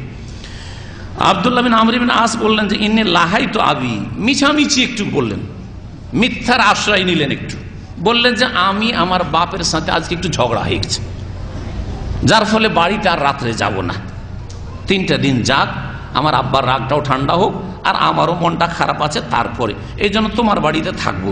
ফাকসামতু আল্লাহ আদখুল আলী সালাসান, আমি কসম করে নিয়েছি যে বাপের বাড়ি 3 দিন যাব না। যদি ভাই তুমি যদি একটু আমাকে আশ্রয় দাও, আন্তু ইয়ানি এলেই তোমার বাড়িতে যে 3টা দিন কাটাবো, ফাল, তাহলে আমি করতাম এই কাজটি। কালার নাম, ঠিক আছে, এসো আমার বাড়িতে থাকো। আনাস বলছে ওয়াকান আব্দুল্লাহ ইউহাদ্দিস, আব্দুল্লাহ বিন আমর বিন আস বলছেন পরে যে তার সাথে 3 রাত থাকলাম। ফালাম ইয়ারাহু ইয়াকুমু মিনাল লাইলি শাইআন, সারা রাত কেটে গেল, কোনো তাহাজ্জুদ পড়তে দেখলেন না, তাহাজ্জুদ পড়লো না ওই লোকটি, তাহলে তাহাজ্জুদ গুজারও না। গায়রা আন্নাহু ইযা তাআররা, রাত্রে যখনই জেগে উঠতো, ওয়া তাকাল্লামা আলা ফিরাশিহি, আর বিছানায় যখন এই দিক থেকে ওই দিকে কাত হতো, যাকার আল্লাহ আযজা ওয়া জাল, আল্লাহ পাকের জিকির আজকার, সুন্নতি জিকির আজকারগুলি করতো, ও কাব্বারা তাকবীর পাঠ করতো। হাত্তা ইয়াকুম আলি সালাতিল ফজর, ফজর হইলে জাগতো, এশায় শুইতো, এশার নামাজ পড়ে আর ফজরে উঠতো, রাত্রে তাহাজ্জুদ নাই। তারপরও নবী করিম সাল্লাল্লাহু আলাইহি ওয়াসাল্লাম জান্নাতের সার্টিফিকেট একটানা 3 দিন দিচ্ছেন এই লোককে। আব্দুল্লাহ বলছেন যে ওর এমন যে কোনো এর চাইতে ভালো আমল করছে তাও কিছু দেখতে পেলাম না। ফালাম্মা মাযাতিস সালাসালায়া, 3 দিন যখন কেটে গেল, আর তারপরে আমি ভাবলাম যে কেমন কথা, ওর আমল তো আমার চাইতে বেশি না, আমার চাইতে কম, আমার চাইতে কম আমল, তার আমল কেমন কিছু আমি গুরুত্বই দিলাম না, কি আমল করে সেই লোক। কুলতু ইয়া আব্দুল্লাহ, হে আব্দুল্লাহ, ইন্নী লাম ইয়াকুন বাইনি ওয়া বাইনা আবি গাযাবুন ওয়ালা হাজরুন, আমার আব্বার সাথে না কোনো রাগারাগি হয়েছে, আর না কোনো কথা বন্ধ হয়েছে, না মনোমালিন্য হয়েছে। তবে আমি রাসূলুল্লাহ সাল্লাল্লাহু আলাইহি ওয়াসাল্লাম বলতে শুনেছি তোমার সম্পর্কে 3 দিন ধরে তিনি বলছিলেন, ইয়াতলু আলাইকুম রাজুলুম মিন আহলি জান্নাহ, এখনই তোমাদের মাঝে একটা জান্নাতি লোক আসছে, জান্নাতি লোক আসছে। চিন্তা করলাম যে তুমি কি আমল করে একটু দেখবো, তোমার সাথে থেকে সারা রাত কি আমল করো, তোমার কি ওজিফা আছে একটু দেখবো। সেই জন্য আমি এই মিথ্যা কথা বলে তোমার বাড়ি 3 দিন ধরে আছি, কিন্তু তোমাকে তো কোনো আমল করতে দেখলাম না। ফালাম আরাকা তামালু কাসীর আমালিন, কোনো বেশি আমল তো করতে দেখলাম না। ফামাল্লাযী বালাগা বিকা মা ক্বালা রাসূলুল্লাহ সাল্লাল্লাহু আলাইহি ওয়াসাল্লাম, তাহলে রাসূলুল্লাহ সাল্লাল্লাহু আলাইহি ওয়াসাল্লামের এই সুসংবাদ তুমি পেলে কি করে আমাকে বলো। ফাকালা, ওই ব্যক্তি বলল, মা হুয়া ইল্লা মা রাআইত, তুমি যা আমল দেখলে সেটা আমল, আমার বেশি আমল এর চাইতে বেশি নেই, কিন্তু শোনো আমি একটা কাজ করি। ফালামা ওয়াল্লাইতু দাআনি, তারপরে আব্দুল্লাহ বিন উমর চলে যাচ্ছে, তখন আবার ডাকলেন ওই ব্যক্তি বাড়িওয়ালা। ডাকার পরে বলছেন যে দেখো, মা হুয়া ইল্লা মা রাআইত, যে আমল রাত্রে আমার দেখেছে অতটা আমি তাহাজ্জুদ পড়ার লোক নই। গায়রা আন্নি লা আজিদু ফি নাফসি লিআহাদি মিনাল মুসলিমিনা গিশশান ওয়ালা আহসুদু আহাদান আলা খাইরিন আতাহুল্লাহু ইয়া, তবে কোন মুসলিম ভাই সম্পর্কে আমি অন্তরে কোন রকমের বিদ্বেষ রাখি না, ধোঁকাবাজি করি না, প্রতারণা করি না, আর কারো আমি হিংসা করি না। যদি আল্লাহ কাউকে নিয়ামত দান করে থাকেন, অন্তরকে সাফ করে ঘুমিয়ে যায়। সারাদিনে যা হইলো হলো, মানুষের সাথে যাও, রাত্রে আমি অন্তরটা পরিষ্কার করে ঘুমিয়ে যাই, মনে কিছুই রাখি না আমি। কাল আব্দুল্লাহ তখন বলে, হা জাহিল্লাতি বালাগাত বিকা, এই যে অন্তর তোমার পরিষ্কার, মনে কোনো হিংসা নেই, বিদ্বেষ নেই, কোনো ধোঁকাবাজি নেই, প্রতারণা নেই, এটাই তোমাকে এই মর্যাদায় পৌঁছে দিয়েছে। ওয়াহি আল্লাতি লা নতি, এটাই আমরা করতে পারছি না। কথাটা ভালো করে শুনেন, কে বলছেন? প্রখ্যাত সাহাবী আব্দুল্লাহ বিন আমর ইবনে আস, তার বাবা হচ্ছেন সাহাবী আমর ইবনে আস। তিনি বলছেন যে ওয়াহি আল্লাতি লা নতি, এটাই আমরা করতে পারছি না, অন্তরটা সাফ করতে পারছি না। আল্লাহ পাক আমাদেরকে অন্তর পরিষ্কার করার যেন তৌফিক দান করেন। আল্লাহ পাক রব্বুল আলামিন অন্তরে যেন খুলুসিয়াত দান করেন, আল্লাহর ইবাদতে যেন খুলুসিয়াত দান করেন, রসুলের অনুসরণে যেন খুলুসিয়াত দান করেন, মানুষের সাথে সুসম্পর্কের ক্ষেত্রে আল্লাহ খুলুসিয়াত যেন দান করেন। তাওহীদের ভিত্তিতে, সুন্নতের ভিত্তিতে, সহিহ আকীদার ভিত্তিতে, ইবাদত বন্দেগীর ভিত্তিতে, তাকওয়ার ভিত্তিতে আমাদের সম্পর্ককে আল্লাহ পাক যেন মজবুত রাখেন। আর যদি কোনো কিছু ঘটে যায় অতীতে, তাহলে সেগুলিকে ভুলে যায় হচ্ছে একজন মুমিনের উত্তম চরিত্র। কোনো কিছু যদি ঘটে যায় তো মনে করতে হবে যে সেটা শয়তানের পক্ষ থেকে, সেটা আমার পক্ষ থেকেও নয় আর তার পক্ষ থেকেও নাই। আর যদি বলতে হয় তাহলে নিজেকেই মুত্তাহাম করতে হবে। এটা হচ্ছে সালাফদের তরিকা, যে আমারই দোষ আছে, তার দোষ নেই, আর শয়তানের দোষ। এই মর্মে আপনাকে ইউসুফ আলাইহিস সালামের একটি বক্তব্য শোনাই। সূরা ইউসুফের আয়াত নম্বর 100, আয়াত নম্বর 100। যখন ইউসুফ আলাইহিস সালামের ভাইরা, সৎ ভাইরা যে জুলুম অত্যাচার করেছিল, কূপে ফেলেছিল, তারা মিশরে যখন ইউসুফ আলাইহিস সালাম শাসক হলেন, আর ওখানে যখন পৌঁছে গেল সব ভাইরা, তখন তিনি আল্লাহর শুকরিয়া আদায় করতে গিয়ে বললেন, ওয়া জাআ বিকুম মিনাল বাদওয়ি মিন বাদি আন নাযাগা শাইতানু বাইনি ওয়া বাইনা ইখওয়াতি, তোমাদেরকে বেদুইন অঞ্চল থেকে আল্লাহ পাক মিশরে উঠিয়ে নিয়ে এসেছেন, আর আল্লাহ আমাকে শাসন ক্ষমতা দিয়েছেন। মিন বাদি আন নাযাগা শাইতান, শয়তান যে কুমন্ত্রণা দিয়েছিল, শয়তান যে আমাদের মাঝে মনোমালিন্য, শত্রুতা পয়দা করে দিয়েছিল, শয়তান আমাদের মাঝে বিভক্তি ঘটিয়েছিল। বাইনি ওয়া বাইনা ইখওয়াতি, আমার মাঝে আর আমার ভাইদের মাঝে, বৈমাত্রীয় ভাইদের মাঝে। কার উপরে দোষ চাপিয়েছিলেন? ভাইদের উপর দোষ চাপাননি। দোষ কার উপরে চাপিয়েছিলেন? যার কারণে যার কারণে ভাইরা বিভ্রান্ত হয়েছে। কার কারণে ভাইরা বিভ্রান্ত হয়েছিল? শয়তানের কারণে। মিম্বাদে আন নাযাগা শয়তান, শয়তান ওয়াসওয়াসা দিয়েছে, শয়তান কুপরামর্শ দিয়েছে, শয়তান ছলনা করেছে, ষড়যন্ত্র করেছে আমাদের মাঝে ফাটল ধরিয়ে দেওয়ার জন্য, আমাদের ক্ষয়ক্ষতি করার জন্য। সুতরাং শয়তানকে সুযোগ দিতে হবে না। ইন্না রব্বি লতীফুল লিমা ইয়াশা ইন্নাহু হুয়াল আলিমুল হাকিম। সহিহ মুসলিমের একটি হাদিস দিয়ে আমার আলোচনা শেষ করছি।